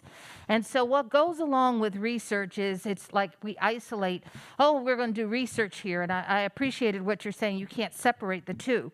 But what I get is Emory does this. I'm from Emory University. So say Vanderbilt in Nashville, say Harvard in Boston. What people want is access, equal access to top-line health care. And I don't think that you can work around that. I mean, lots of us in this room are well-meaning, but we have to deliver some services. So during COVID, delivering vaccinations is one thing, but now we've got long-term COVID, we've got COVID brain fog. What are we doing to the people, for the people? How are we getting those kinds of things addressed for the people in those communities that we wish to be partnered with? You cannot separate healthcare access from research. And so where are our relationships with the medical providers and medical systems operating within those systems, those communities? I don't think you can separate them. So I'd like some understanding about what University of Wisconsin has done in that regard, what's going on in Rhode Island. How do you address definitive healthcare access? Yep. And the other question, and I was talking to a friend of mine at Mayo, if we have research participants who have healthcare need, are we putting them back into the healthcare systems, the elite healthcare systems that we represent? Okay. You want to go first? Or you want me to go? Okay, sure. So thank you for that question, Doctor. I appreciate you, and good to see you, my sister. Amen. But yes, so our program actually is fortunate with the Wisconsin Alzheimer's Institute that we actually do have what we call a clinic network. We have a clinic network, and many of you may have heard of it, that we have these providers across the state of Wisconsin that actually do assist with helping with getting diagnosis, primary care, whatever the case may be, and specifically for the regional Milwaukee office, we actually, as part of our program, we have the research sitting inside of our program at Aurora Sinai Hospital. We have a memory clinic inside of there, and our participants have access to our program, right? So when we're talking about recruiting people into a research study, we actually have a person who sits in our office that actually, her responsibility is to work with families who are in our program, research program or not, to get them connected to care. And after that, she works inside that diagnostic memory clinic with those providers to help make sure that those families who be part of our research study, who are caring for someone with dementia and Alzheimer's, are accessing care in a very intentional and, quite frankly, culturally inclusive way. So we actually do have that opportunity to marry research and care, because to your point, you're absolutely right. When we started our model, we knew for sure that we were not only going to talk about recruiting people into our study, but we recognized that there was more to the program that had to be a service component to meet people where they were. And in our community at the time, it was around health-related issues. And so we actually do have that connectivity. And I will say through our ADRC, we're doing the same program across the Madison-based program as well. So we are intentional about that because we recognize that we were coming from a deficit, but we're also trying to change the narrative to talk about more of, as we're being more inclusive around healthcare needs for these families, what's next? How do we empower them to actually be able to care for their health better over time, and empowering them with tools such as, how do I understand my diabetes? How is diabetes perhaps making more at risk for Alzheimer's? What does that really mean? So we're educating at the same time. So absolutely, the two have to marry when you're talking about working with these communities. And my suggestion is that when we think about this from our ADRC perspective, is that we do take a look at, when we're looking for funding opportunities, how do we talk to people and include healthcare components into our applications? Now, it may not mean you're going to work directly with all providers, because you may not have a clinic network that we do, but you will have opportunity to at least address healthcare education and healthcare needs of people who you're recruiting, they're at high risk. Have some type of health component and health education, whether it's literacy, something to that effect, so that those folks who are enrolling can actually be able to access services. We also have, and I won't take all the time, we have relationship with our federally qualified health services, health centers. We sit on the boards, but more importantly, we've connected our largest FQHC in our city with our research study. And again, we've set our staff member into that setting where she is able to work directly with those providers to actually address the healthcare needs of our folks who we know are either being diagnosed with Alzheimer's disease, have a loved one, but are still connected to our research program. Well, thank you so much, Gina. I think we have a number of other questions as well, so we want to get to them. Go right ahead. Thank you. Thank you all so much for this morning. It's just been so invigorating. I'm Elizabeth Rodas from the University of Kentucky.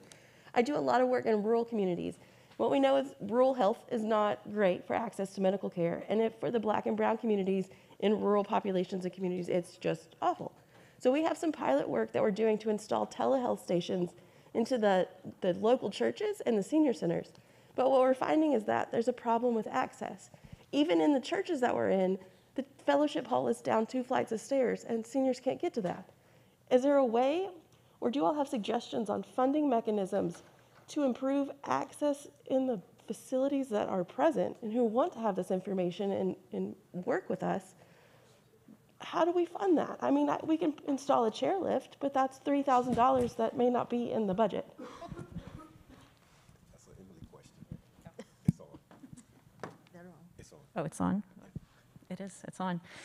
So I think this is one of the exciting things about thinking about returning value to your community partners and thinking about ways to do that. So I want to shout out the great work of Fayron Epps at Emory and the work that she's been doing with the Alter program. And part of that program is education to the faith community around dementia-friendly services, but it also includes a budget for them for either programming or other things. And I think we need to think outside the box and potentially consider, offering money for a space or thinking as part of our recruitment strategies, more broadly than just like money for research, but trying to offer help with that sort of thing. And so if it's in the budget, and it won't always be, but that can be good. I've also seen people partnering with other organizations you might not anticipate. So faith communities are great, but I'm part of a study that's actually looking at CVS, and they have community rooms in some of their centers. They've offered that up for a chance to have in-person research visits. So yeah, I think this is when we think about returning value, that actually helping with accessibility can be a really important part of that. Thanks a lot, Emily. I think there's also been other questions about funding mechanisms, and that's probably a discussion for a future session. I'd like to wrap up our discussion with trust here with one last question. Go right ahead. Thanks very much. I'm Sharon Denny. I'm with the Association for Frontotemporal Degeneration. And I can't tell you how much I appreciate the conversation around the importance of engaging community and building community as a mechanism to promote the research, but also to address disparities. And in FTD, diagnosis, of course, is so challenging. Awareness is so challenging. And what we know is now that we have some clinical trials in FTD, it's a real urgent challenge to be able to have folks that can be recruited into those studies. And for us as the advocacy organization, it's all about building community and educating and reaching underserved communities. So not long ago, we did a survey and had a response from 1,200 people in our community, which is a large number in FTD. 92%, over 92% of those people are non-Hispanic white. And so the urgency that we feel about being able to reach out and build community across underserved areas is huge, because we know the role that the community that we build among people experiencing FTD is so critical to all these areas within this one particular type of dementia. So we are starting to work with Fayron Epps, and thank you, Emily, for mentioning her. But I really just wanted to thank folks for that idea of building a community and make sure people realize that the information that we take when we're going out to engage communities around dementia can't be just Alzheimer's.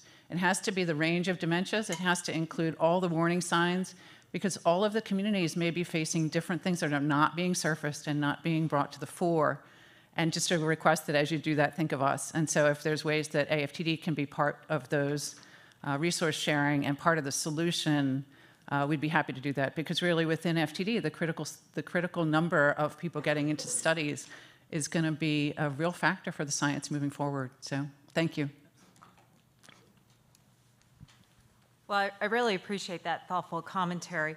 I think one of the challenges, with Alzheimer's is that we have both common diseases like late onset, but those atypical dementias, really are only getting diagnosed by subspecialists. And I just want to say I'm so glad to see Dr. Rosen here from All FTD, Dr. Liana Apostolova from Leeds. You know, really that gets back to another point about getting those, you know, subspecialists are not usually seen by underrepresented communities. And I think, again, another great conversation for future dialogue in terms of educating communities and why we need community-based engagement and not just clinic-based research as we expand our recruitment portfolio.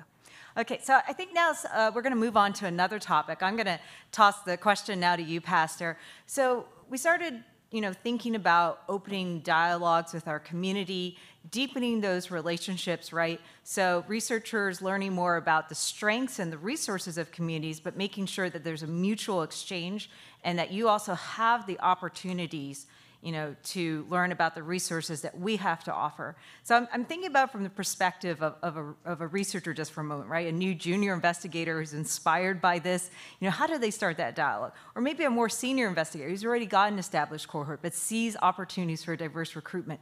What should be their thought process as they approach, say, a community leader like you or other community-based engaged researchers to make sure it's a mutual dialogue? It becomes important to look around. I said this yesterday. How many folks look like me? And there's not a whole lot of folks look like me. And so it starts by introducing this to elementary children, middle school children, not when they get into high school, because what you have to do is ignite that interest early. And so the earlier that we're able to introduce the sciences, we do a good job in the engineering field, but there are other types of sciences. And so when we're able to have that dialogue, because what the churches want is not what's in it for me, what's in it for the generation behind me. And so we began to have that different type of mindset. We began to understand, let's just talk about, have a career day, have some field trips. I heard this yesterday, take folks to your campus and introduce them to what you're doing. I mean, so it's really not a cost to it. It's just a matter of spending the time with the community. And what we have to do is begin to make sure that we're just as comfortable in your community as you are in my community. And so when that particular dialogue and exchange happens, that's when you see what I call bridge building. You're able to have and build conversations. And the reality is that the real conversations won't come up until like 6 months to a year down the road, because people don't know what they don't know. But until they're introduced to different things, then it's like, you know what? My grandma would say something about this, or my brother said something about this, and then you start having real conversations. And the reality is that's what we want. We want real conversations.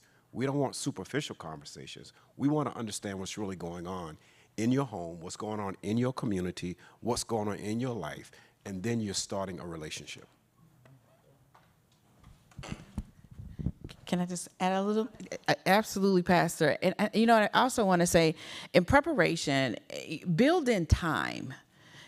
You know, we fail to build in time, is like Pastor's saying. We feel like we're going to have one meeting with the pastor, share our ideas, and it's going to go like clockwork, and they're going to be like, yep, let's come on in here. I've seen other folks, but building in time to build the relationship, to establish relationship is really critical. It may take going into the church service and just coming and meeting the congregation and spending time with them to see them in real space, real living experience. That's the other thing.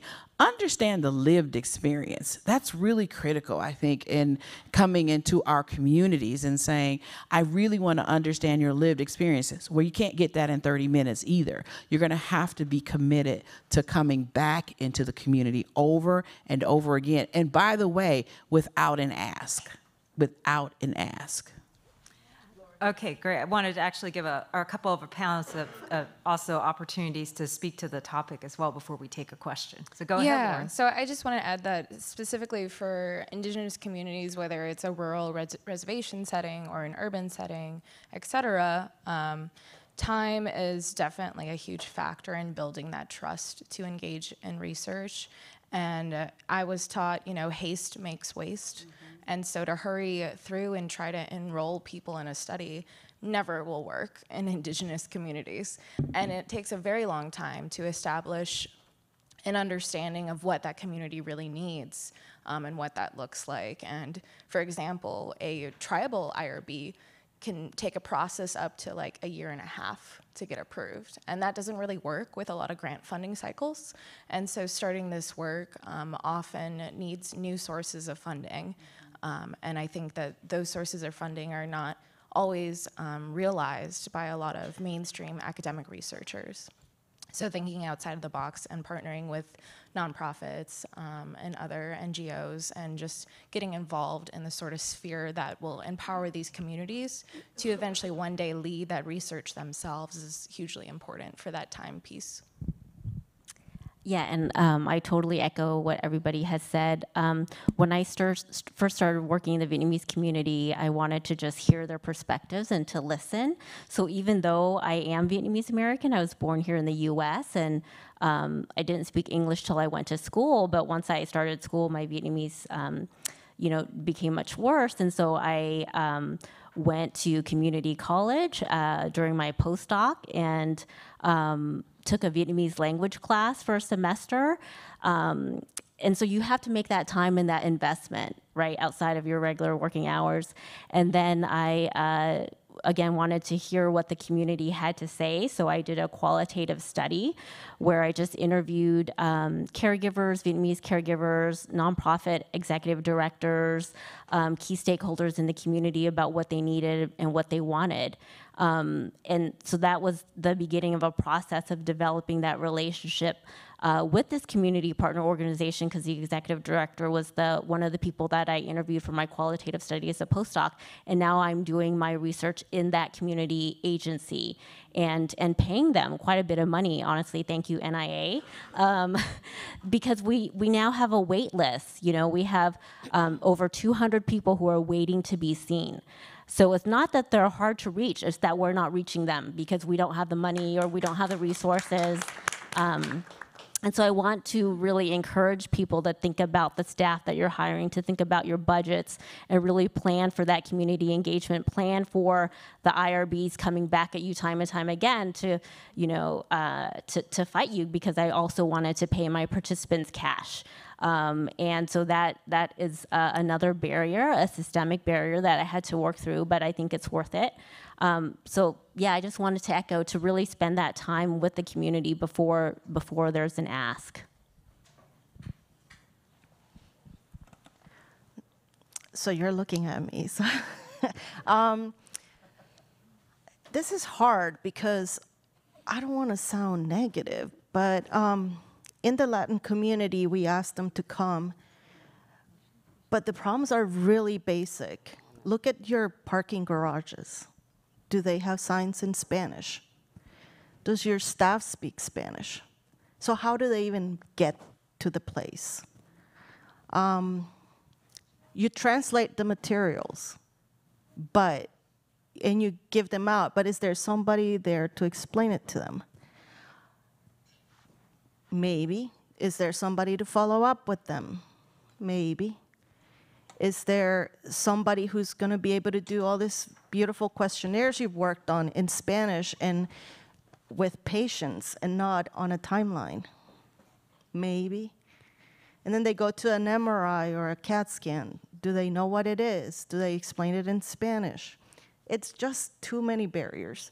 And if you don't have the staff, if you don't have the PIs, if you don't have the administrative support, it's hard.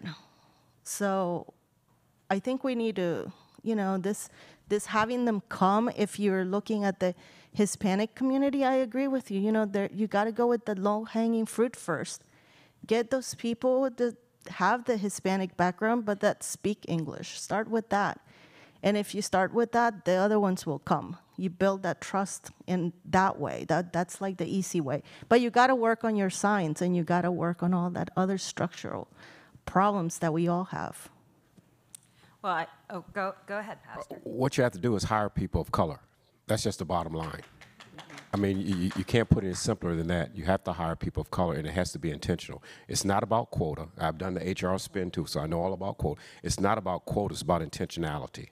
And when you begin to recognize, if you're intentional in saying that you want to reach a diverse community, you have to look within your organization. Does your organization reflect diversity? And if it doesn't, you got a problem. And problem is not a bad thing, it's just a reality check. And so then what you have to do is say, let's be intentional, let's restructure how we're going to hire people of color. And guess what? You can't, I'm gonna say it bluntly, you can't have a white panel that's interviewing people of color because you already come in with the mindset of what we bring to the table. So you have to have a diversified interview panel that's going to give people the benefit of the doubt. And the doubt is not a negative, the doubt is a reality. Because you expect me to walk on water, but yet Jane can waddle in the water. And that's a reality. So it becomes very important that you begin to look at your hiring practices. It's not that you're going against the law, but it's that you have a mindset of what you think a person should look like physically and what they bring to the table literally. And your bar is way too high. Your bar is way too high. I've seen it in engineering, I've seen it in management positions, and you expect more out of people of color than you expect out of people that don't look like us. Exactly. Well, I want us to hold on to that thought. We have someone lined up here to ask a question. Go ahead. So someone reminded me that patience is a virtue. So I'd like to thank my sister for reminding me that, because the shoes I have on are not meant for standing long. So, hello everyone. I'm Dr. Joyce Bosberry from Washington University School of Medicine, and I lead our Health Disparities and Equity Core, and my research lab focuses on using community and patient-engaged research processes to address health disparities across the life course, including Alzheimer's disease and related dementia. So I'd like to echo things that have been said by our panelists, but I also want to ask the panelists a question. I have a few. This is what happens when you give me a microphone. So my first question, it relates to sustainability of relationships. I know the answer to that, but many of my colleagues in this space, especially those that work at the bench or that work in clinical research, may or may not, and I make an assumption, yes, I'm stereotyping, and I'm admitting it, and I'm showing my bias because I work in that public health space. But can one of the panelists, one or two of the panelists, speak to sustainability of the relationships? Then my second thought is, for those that have academic appointments, speak to how we show these sustainable relationships when we're going up for academic promotion, because they are not valued in the same way, which hurts the community and it hurts the scientists. So there's the duality of that. So sustainability of the relationships, how we report the relationships when we come up for promotion. And then my third thought is thinking about how do we tell the funders the real budget? So there's the budget we submit, and then there's the actual budget. So the budgets we submit are only, when you submit federal funding, can only go towards staffing, remuneration,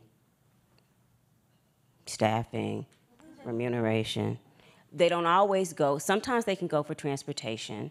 Sometimes food is an allowable expense, sometimes it's not. But childcare may not be. And so if we think about that sandwich generation, which is that generation that we're often trying to reach within ADRD research, those that are 45 and older, or 35 and older, who may be caregivers, they may have kids at home. And they can't go in to be the support person for the interview because there's no one to watch the kids or pick the kids up from school, or they don't have transportation. So can you speak to sustainability of the relationship? How do we report our efforts for promotion and letting our community know what that means? And then the real budget, because often the budgets for community engagement is 1% to 3% of any budget, which is not enough. Thank you. Well, I think those are all really amazing questions. I think what we're going to do is we're going to start with the first one. I'm going to hang on to a couple of the others because we're going to be talking about remuneration in just a moment. But let's go ahead and kick off with the sustainability of community relationships, and we'll be getting to your other questions as well. You could probably actually moderate this session next time because you've got a whole slew of questions. All right, let's go ahead and hear about sustainability of relationships and the dialogue with researchers and the community. How do we keep that going? Sustainability is simply that. I'm learning about this organization and about the various studies that are out there and the longevity of those studies. So what I have began to use this. There's going to be another this coming. And so you have to look at it that way. So once this particular study is over, what's the next this study? And so when you begin to get some rhythm, you're introducing what's coming down the pike. And so that's where the sustainability comes. You don't stop once the study is over. So the more you're talking about other studies that are coming, you have to keep the communities engaged. And that's what really maintains sustainability. It's not just the one study. It's a continual.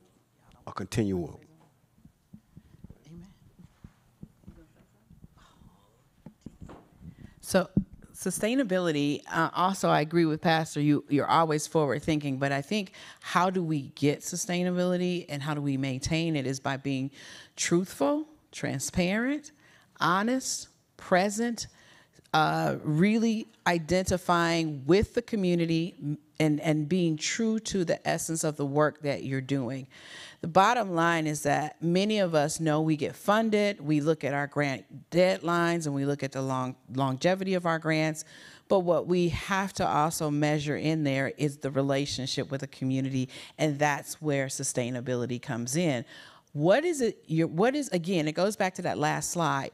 When I think of sustainability, I think of building sustainability at the forefront, at the start, even the pre-start of a grant or of an application, right? I think of us going and saying, hey, as my personal mission for my work, I know I want to have relationship with community. In order to do that, I've got to be honest with community. I've got to tell them my constraints from the university perspective, because that's the other thing. We mystify the institutions. We need to demystify the institutions with the community, and we need to stop underestimating the intelligence of the community.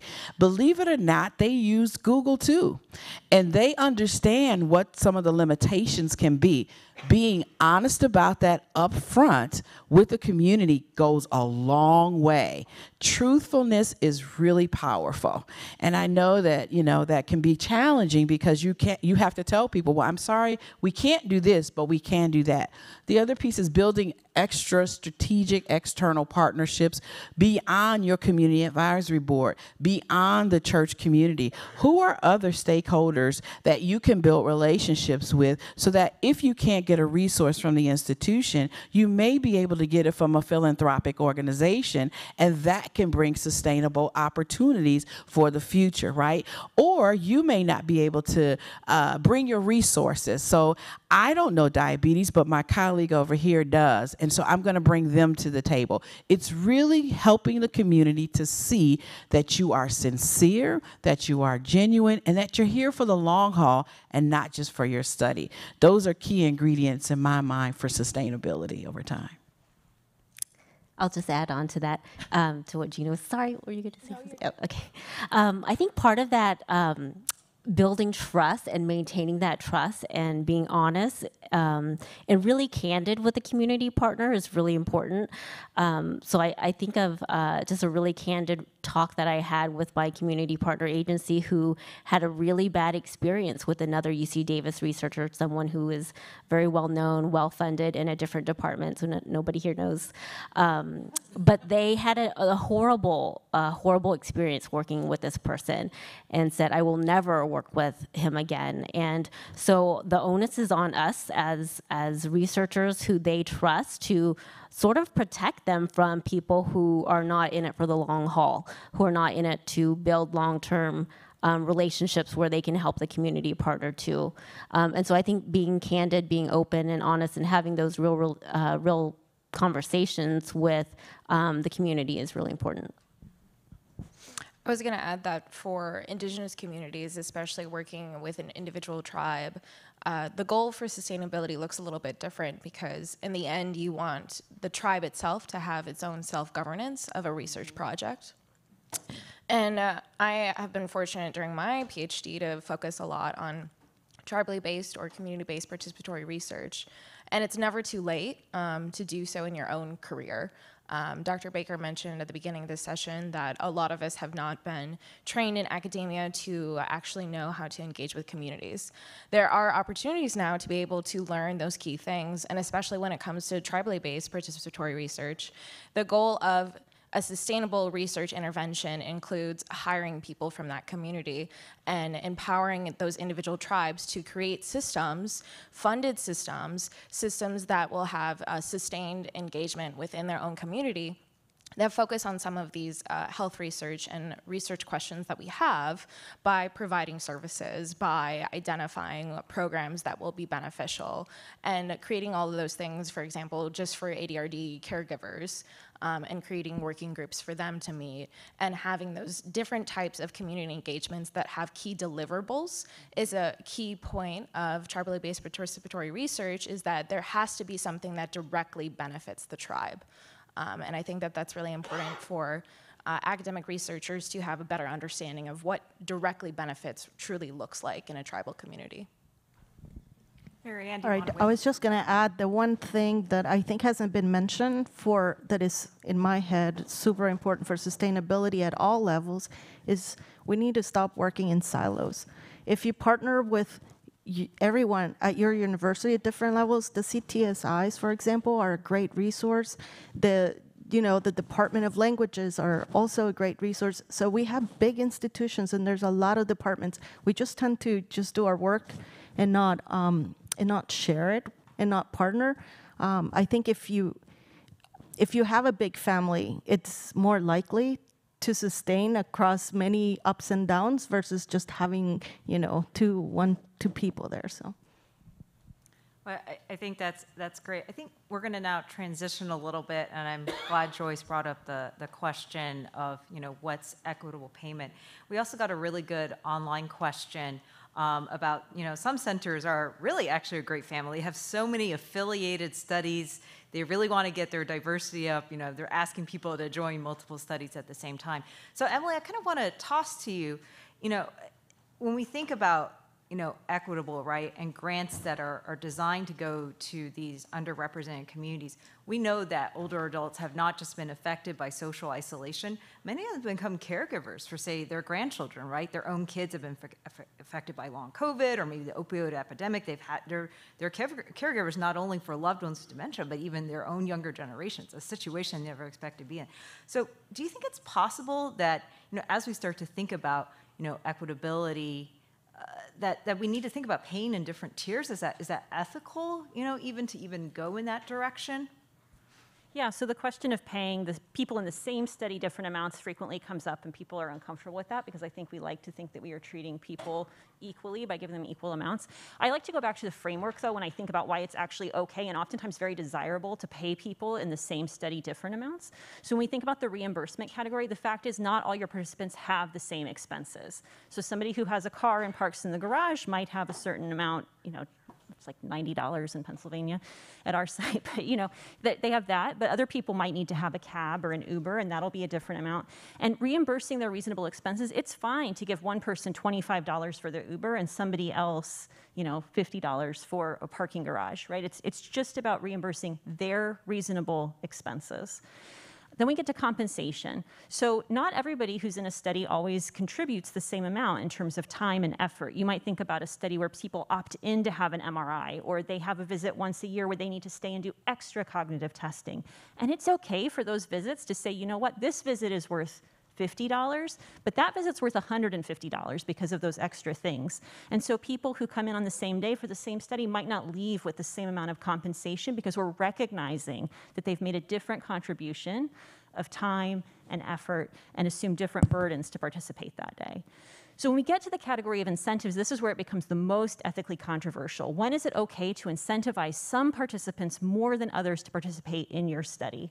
And that can make us really uncomfortable. And I think that there are different ways that we can think about justifying this. Sometimes if you have a study that's had really slow enrollment up to date, you might think, maybe if I tweak the incentives, right, and talk to your community partners, see if there's something else, right?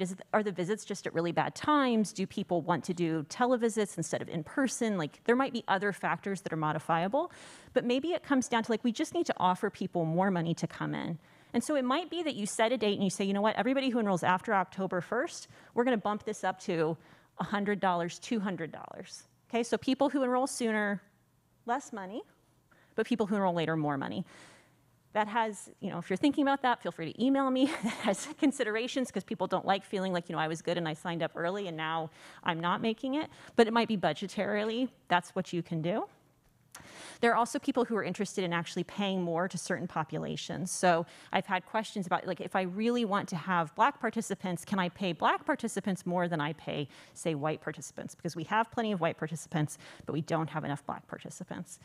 And I would say that ethicists are very mixed on the acceptability of that, and they're certainly concerned that we signal, you know, in some ways it's signaling respect maybe and the value of the data and the importance of collecting that, but it might also inadvertently signal, you know what, there's something risky or unpleasant or problematic about this study that we need to try to pay you more to get you into the door. So again, talk to your community partners, see if you can modify things, see if there are other ways to try to increase recruitment before you tweak incentives, I would say. But definitely, participation can result in different amounts of payment in the same study. Does anybody else want to weigh in a little bit on the idea of equitable practices and different underrepresented groups? I think the key is, as Emily said, is talk to your community partners, listen to what they're saying, and come to a consensus in regards to what's the right thing to do. Okay, great. Anyone have any questions? All right. There was a question. I don't know if I heard this question correctly. It was about promotions.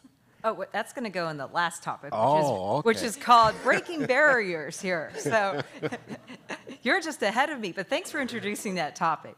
Oh, but before we do that, we have a great question. Go right ahead. A very quick question about compensation. There's some extra difficulty when you're talking about getting surrogate consent and paying study partners. I know that we're not allowed to pay anybody that provides the surrogate consent signature.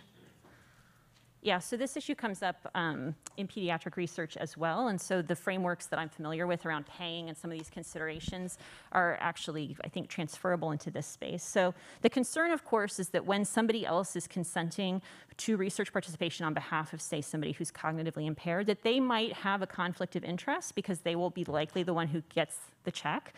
And that they would put somebody in research against their best interests just so that they could personally receive the money, right? So I sign my mom up because I want the $100 that comes with her having that MRI, even though the MRI is not really in my mom's best interests. So there are different ways to do this. You can still think about reimbursement, very appropriate for the study partner and the participant if they have expenses. Compensation can still happen. Incentives are where it becomes a little bit trickier. Oftentimes there's a recommendation to try to find something that's of value to the participant. So in the case of children, you know, it's like, can you give them a gift certificate to a toy store? Can you offer movie tickets? Can you do different things? So I'm not generally a huge fan of offering things of value in lieu of money, but in cases like that, it might be worth thinking creatively about if there's something you can give to the participant so that you're not just giving like carte blanche to a surrogate decision maker. Okay, great. So I want to move on to our last topic, sort of breaking barriers. I think one theme that's been recurring is, you know, community engaged research may not always fit the traditional academic molds of like how we hire staff, how we promote, and the funding structure. It sounds like there's some incongruencies. So I think where we want to sort of start off is, you know, we talked about hiring earlier. You know, often when people have to put in jobs, right, we have to tell HR to program, they have to have certain degrees, right? You have to have this experience, you have to have that experience, but sometimes the people who are actually best equipped to do this job may not have those traditional requirements. How do you begin to handle those conversations? And then sort of related to that, right, if you're just getting started and you want diversity, but you don't yet have that diversity, on your hiring committee, how can you integrate that diversity to let them know that even though you're not there yet, that's your intent, that's where your heart is? I would suggest co-op. Co-op programs are is a very good place to start in regards to integrating people into organizations. The other thing for those that are in the organization, it becomes important. I call them sponsors. Sponsors are people that will work with individuals. Sometimes, particularly African Americans can complain, and our complaints are misinterpreted. But other people can complain, and it's okay. So it becomes important to be able to have a sounding board in regards to, I feel frustrated. Frustrated doesn't mean I don't like my job. Frustrated just means I'm frustrated. And so it's how it's interpreted. I'm not an angry black woman. I just don't like what I see. And so these little isms become roadblocks, and stereotypes become a barrier. and so it becomes important to have various people don't look like us that can become sponsors, that we can sit down, that we can share, that we can learn, that can guide us and help us to navigate through various aspects of the organization. And that's not a bad thing. That just helps us, one, to vent, but also helps others to hear what we're seeing. Because sometimes people don't realize what people of color go through within an organization. And that's like we just suck it up, so to speak, and we take it. But the reality is that if we're going to make change, not just in the community, we have to make change within the organization. And so the reality is, what is your retention rate? And this is something I dealt with engineers. Engineers, they come and they go. And they say, well, you guys don't promote fast enough. I got to be here forever.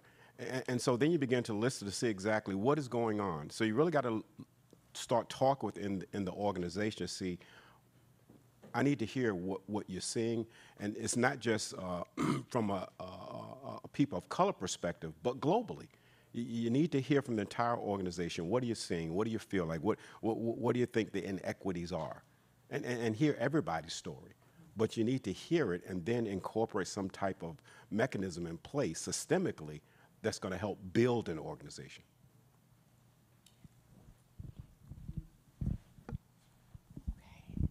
So I do want to share a few things that I know we've done back on campus. We have actually, through a couple of our programs, have started looking at, and particularly I can talk about our All of Us program, where we're doing our Deep Diversity Initiative. And as we were looking at our potential position vacancies, we started looking at the difference between what we were requiring with what was preferred. And we started looking categorically at, were some of the things we were saying was required, were they really preferred? Did they really impact how a person could do this job, right? And so we started even looking at some of our positions to say, do they really require a 4-year degree, or is that something that the academic institution setting was just used to?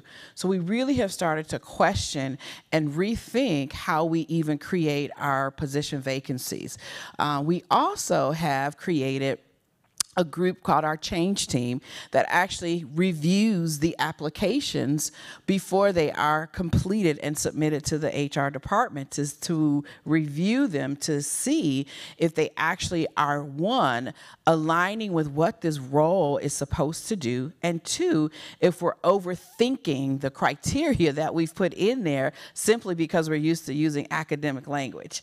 And so we have, as a result of that, we've actually modified some of how we're looking at our interview structures as well. So we think about the next stage is, once you get the application, I now back up and say where we place the application is as important as what we put in there for requirements. And so we not only will put the application on our website, but we'll look at external places where we know community lives. And then we actually ask team members to voice and really take these by foot to communities for visibility, right? And with our partners, we ask our partners to post these applications, and we share them with them and say, if you know someone, please let us know, right? So we're really trying to do this community perspective. And then when it comes to interviewing, we actually invite our community partners as well as our CAB members to be part of the interview teams and processes. So we really have taken an approach, and we do this also with our WAI work as well. But what we have found is that we can get a better pool of candidates and more diverse candidates. I always used to struggle. I'm just going to be very transparent for 2 seconds. When, we would put an application out in Milwaukee and we get a whole slew of diverse applicants.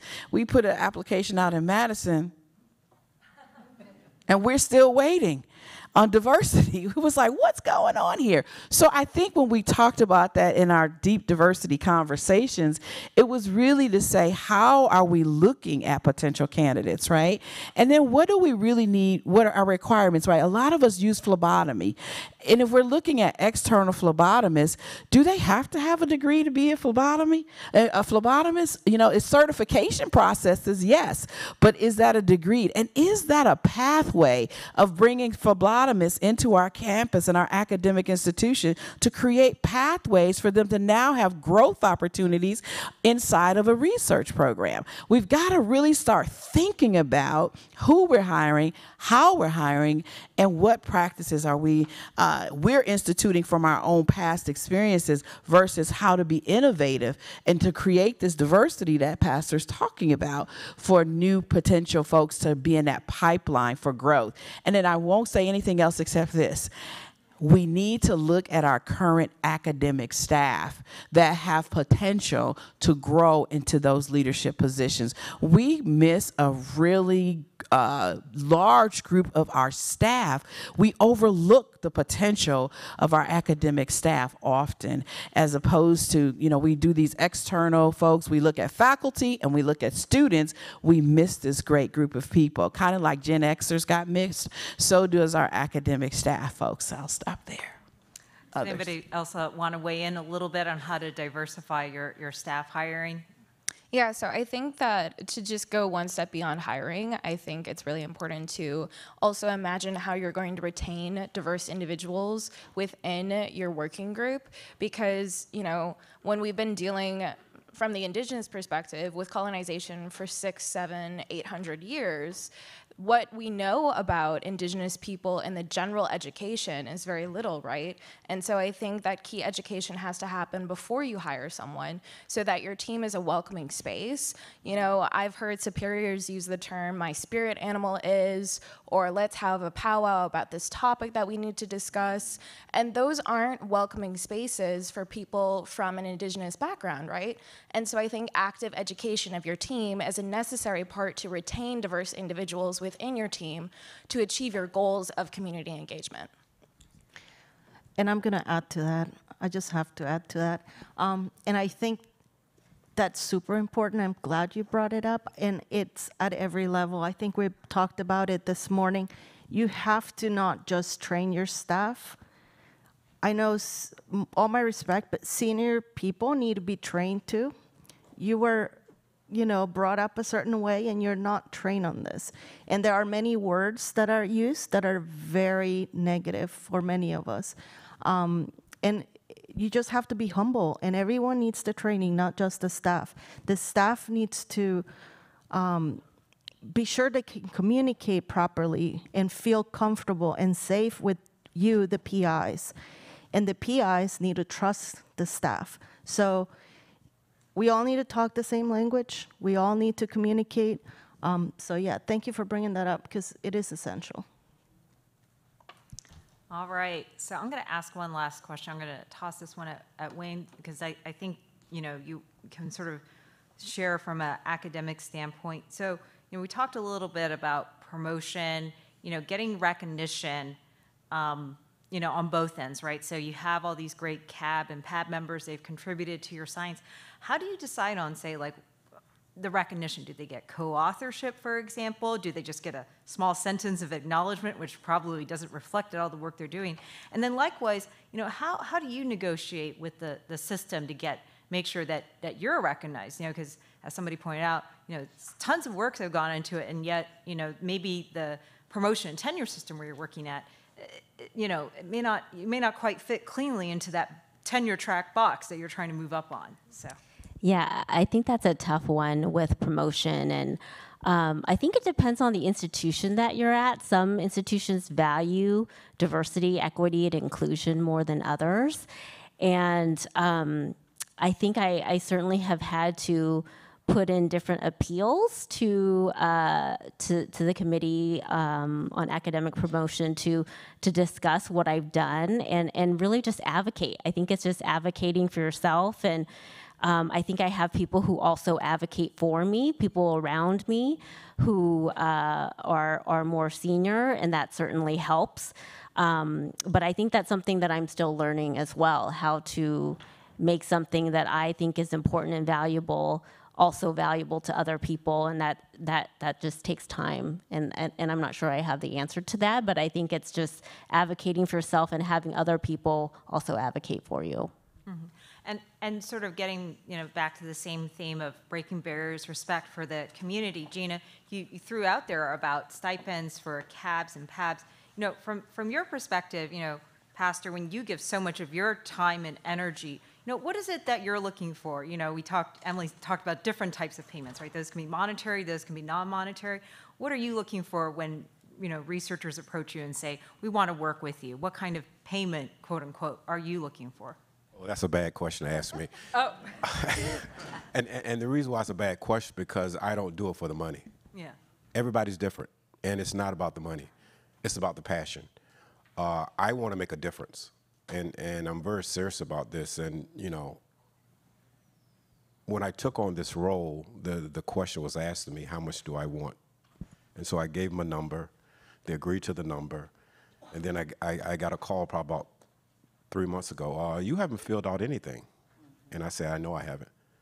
And that's not important for me, because what's more important is the impact it makes to the community. I appreciate acknowledging my worth, but it's what happens at the end. And everybody doesn't have that mindset. So you're going to find everybody is going to be totally different. I've made money, so it's not, I don't pastor for the money, because you'll make no money. And so you begin to have a different mindset in regards to why you do what you do. And you really got to, that's where the relationships come in. That's when you really get to learn people. Then you really begin to say, you know what? That's not what I saw coming. And that's when you say, this is what we got to do better. So I'm a different kind of guy, but everybody has their own way of what they see and how they see. Well, it sounds like, as you said, really having those heart-to-heart conversations and really learning more about you as the community leader and different communities wanting different things is really crucial, and I think that's probably one of the key takeaway points. Before we wrap up, I just want to actually ask everyone, can we please give a round of applause for our wonderful speakers and panelists? They've come all this way to be with us.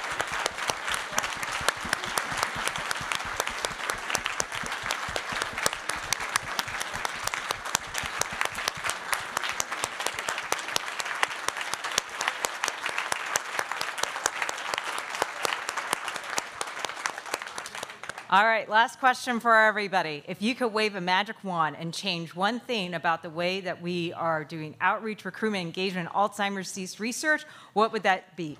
2 sentences. Gina, let's start with you. I know, I had to give it to the toughest person. Go ahead, Gina, 2 sentences. That's so unfair.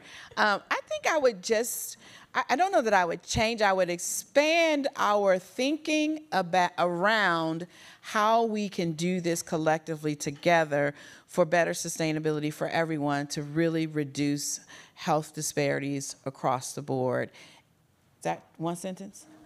You got 1 more. I get 1 more. Yeah, I would do that. I'm keeping count here. I can count to 2. And then 2, I would give the charge, as Laura said. My charge is for everyone who heard these words today to seriously get your personal mission together and make a commitment to do one action from that low-hanging fruit to make a difference with intentionality. So do something with what you heard today and not just write a note. Do something. All right, now that you've gotten your 2 complex compound sentences in, why don't we just pass it on to Lauren here? So I think, one, I would encourage every ADRC to engage tribal nations and tribal communities in tribally based participatory research, which includes learning it and identifying what the priority is to the community and creating sustainable self-governance and sovereignty that the nation itself has over the data and research conducted. 2, one of those low-hanging fruits that's very achievable is that for everyone in this room working in ADRC to identify what tribes and what tribal communities, including urban communities, are within their ADRC region when you go home today. Great. Wayne. I'm not prone to run on sentences, but I might be today. I really want to encourage our ADRCs to think about the recruitment of AAPIs into our centers. We have a staggeringly low percentage of AAPIs at our ADRCs. I think it's 3%. And we're 6% in the US. I think it has to start somewhere. I know linguistic barriers exist, culturally sensitive instruments exist out there, and we just have to find them. And I think we have to start somewhere. Some ADRCs, UCSF is one, are doing great in this area in terms of recruitment. But I think it's a population that we're missing out on. And I think if we continue to exclude them from research, we're perpetuating the model minority myth that exists, that they are doing great, that they have no health disparities. And so yeah, that's what I have to say. All right, Pastor. Create partnerships and collaborations for the journey and be intentional. The emphasis is diversity, higher diversity. Great. Marianne? One, ask. They're not going to come if you don't ask. So if you have trouble getting Latinos in, it's because you're not asking. 2, be kind to your staff. They're the ones doing the work. Emily? Yeah, so, you know, I don't think I need to sell it to anybody in this room that representation and research matters a lot. And I think all of the excellent panelists that we've had in all of these great comments today underscore that it's going to take a lot of work, really intentional, thoughtful work to make sure that we achieve that kind of representation. And I would hope that NIA and other funders can really think about offering grant fundings to sustain that between studies over time so that we can have these relationships, because that will address both the problem that when we tell investigators who care about disparities and other research work that they need to do more, you know, like that takes away from things that are often traditional aspects of academic promotion and can harm them. And so grants are something that institutions recognize, and so that would be great if they can point to money they've brought in to do this incredibly important work. I don't want to say it's about the dollars, but the dollars sometimes speak to people who are voting on tenure and promotion. And you know, there's really understandably, this is my very compound sentence, there's really understandably a push right now to have more patient engagement in research. But when we don't have money to pay people to engage with us as we write the grants, as we submit them, right, promising somebody, like, you know, I'll pay you if we're funded is not great. You know, we risk that we just make it a box checking exercise, and that is the worst kind of tokenization, to have somebody come in because of how they look or how they fit a box that you need them to fill. So money to sustain all of this is going to be incredibly important, and I think can help us do this work that we all care about so much. Great, thank you so much. Let's hear it one more time for our speakers. All right, we're going to hand on the baton now to Crystal and Corinne. Go right ahead.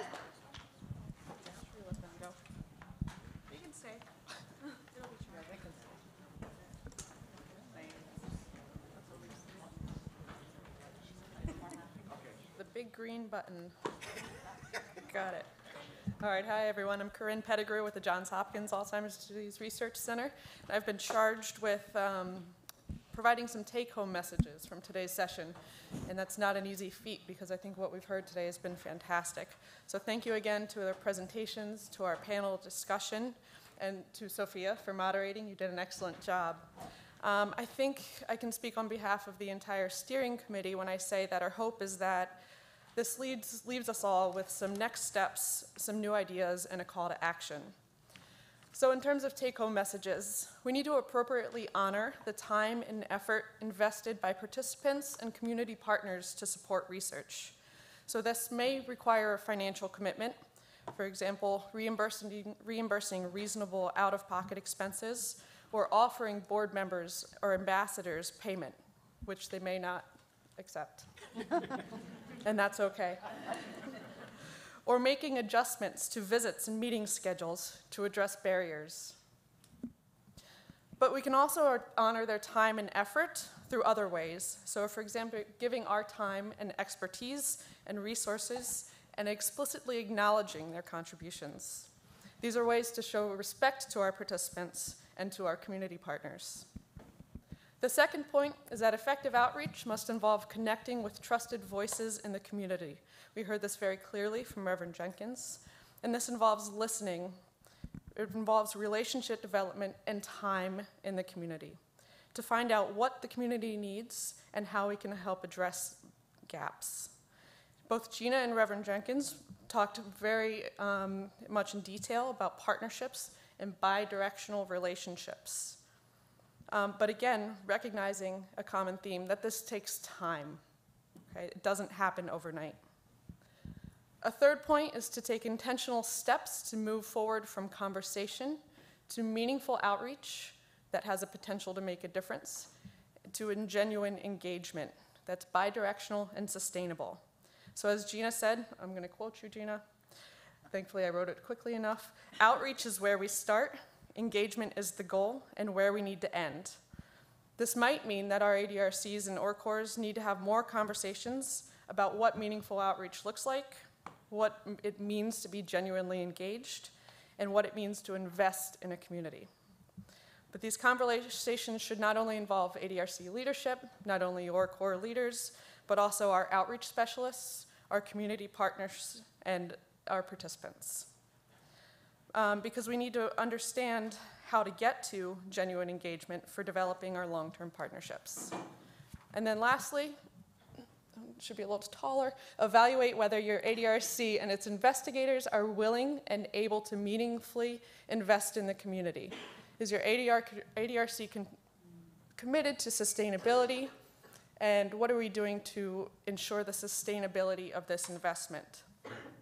Our ORCORs can only do so much, and as Laura mentioned, we need the support from the top down, as well as to listen closely to our outreach specialists, who are our boots on the ground. And maybe this means trying new things that might fail, but that's how we learn, right? By trying and evaluating, and then maybe publishing it so everyone else can share on those same models and for lessons learned. So with that, let's thank our panelists and speakers one more time, and our moderator.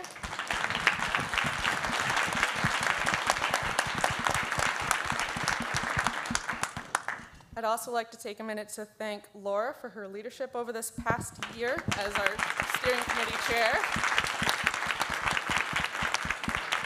And to welcome Dr. Dorothy Farrar-Edwards from the Wisconsin ADRC to the steering committee. All right. And then finally, I want to invite Crystal Glover up from the Rush ADRC. I want to thank her for her contributions to the steering committee. She's been an absolute pleasure to work with. It's been a lot of fun. I think she wants to say a few parting words.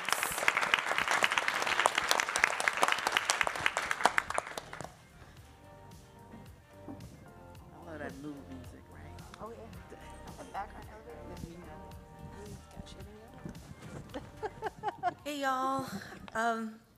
I'm Crystal Glover. I'm with the Rush Alzheimer's Disease Center, and I just want to say how happy I am to see everybody in person, and also to thank everyone in attendance, especially our great panelists here. And I would be remiss if I didn't say thank you to the wonderful steering committee led by Laura, including Sophia, Corinne, Emily, and also Nina and Cerise. So, yes. So by training, I'm an applied social psychologist and mixed methodologist, but I'm also the leader of the ORCOR at the Rush Alzheimer's Disease Center, and I joined our steering committee in 2019. So I haven't seen y'all since then, actually, in person. But something that I aim to bring to my time on the committee, and also just overall in our OR world, is diversity within diversity. So thinking about demographic diversity, intersectional diversity, no one person is just one group, but also professional and methodological diversity. So my view is that we're speaking about recruitment science. That's what everyone is speaking about here. But my view is that is study design, equitable study design is what we should all be focusing on here. So I'm really glad that we have the DEI focus during our session today, or our meetings. But I would like to think about it as expanding. So I know people have come up to me and say they feel inspired, especially by Dr. Barnes, Dr. Rivera-Mint, other conversations. But I'm also thinking about, can we be activated and energized going forward? So we know what we need to know. We have the tools. We have the experts in the room who are a part of our centers. But now I'm thinking about, as I was talking to someone last night, that we have the issue of chronic diseases of aging, or just barriers to healthy aging, growing like this, exponentially so every day. But if we're so incrementalized in our work that we're growing like this every 10 years, we will never make a dent in what we know to be inequitable aging or barriers to successful and healthy aging. So my thought would be to come back next year. I would like to say, what are some steps that you've taken in your own centers? Something that we started off with the steering committee is reach out to us. It's almost like ORCORs mentoring ORCORs. But we have to get beyond the ORCORs as the mere hub there. We have to be able to say our ClinCore, NeuroPath, wraparound services, to that we see health equity as not, say, a theme, but more of a thread that's embedded throughout all of our work that connects us. So that would be my charge as I rotate off of the steering committee, and I'm looking forward to coming back as, an audience member next year. But think about ways to implement all that you know, tap into your colleagues, bring it into our cores, because we've been talking about community, but we have to start at home first, because what we reflect out, communities see that. Okay, so we can't really go out and espouse equitable aging if we're not right in the house, okay? So I would like to close with something that Pastor Jenkins indicated, and it really spoke to me when he said that Black people, people of color, and others have to almost walk on water to get things done, or to be seen as equal or get ahead. But it reminds me of something my father said, that we also have to walk through water and not get wet. So we have to think about how can we really form the ocean, form the work together, all right? So we can present that to community, include community, and really do impactful work to dismantle barriers to healthy aging. All right, y'all? Thanks.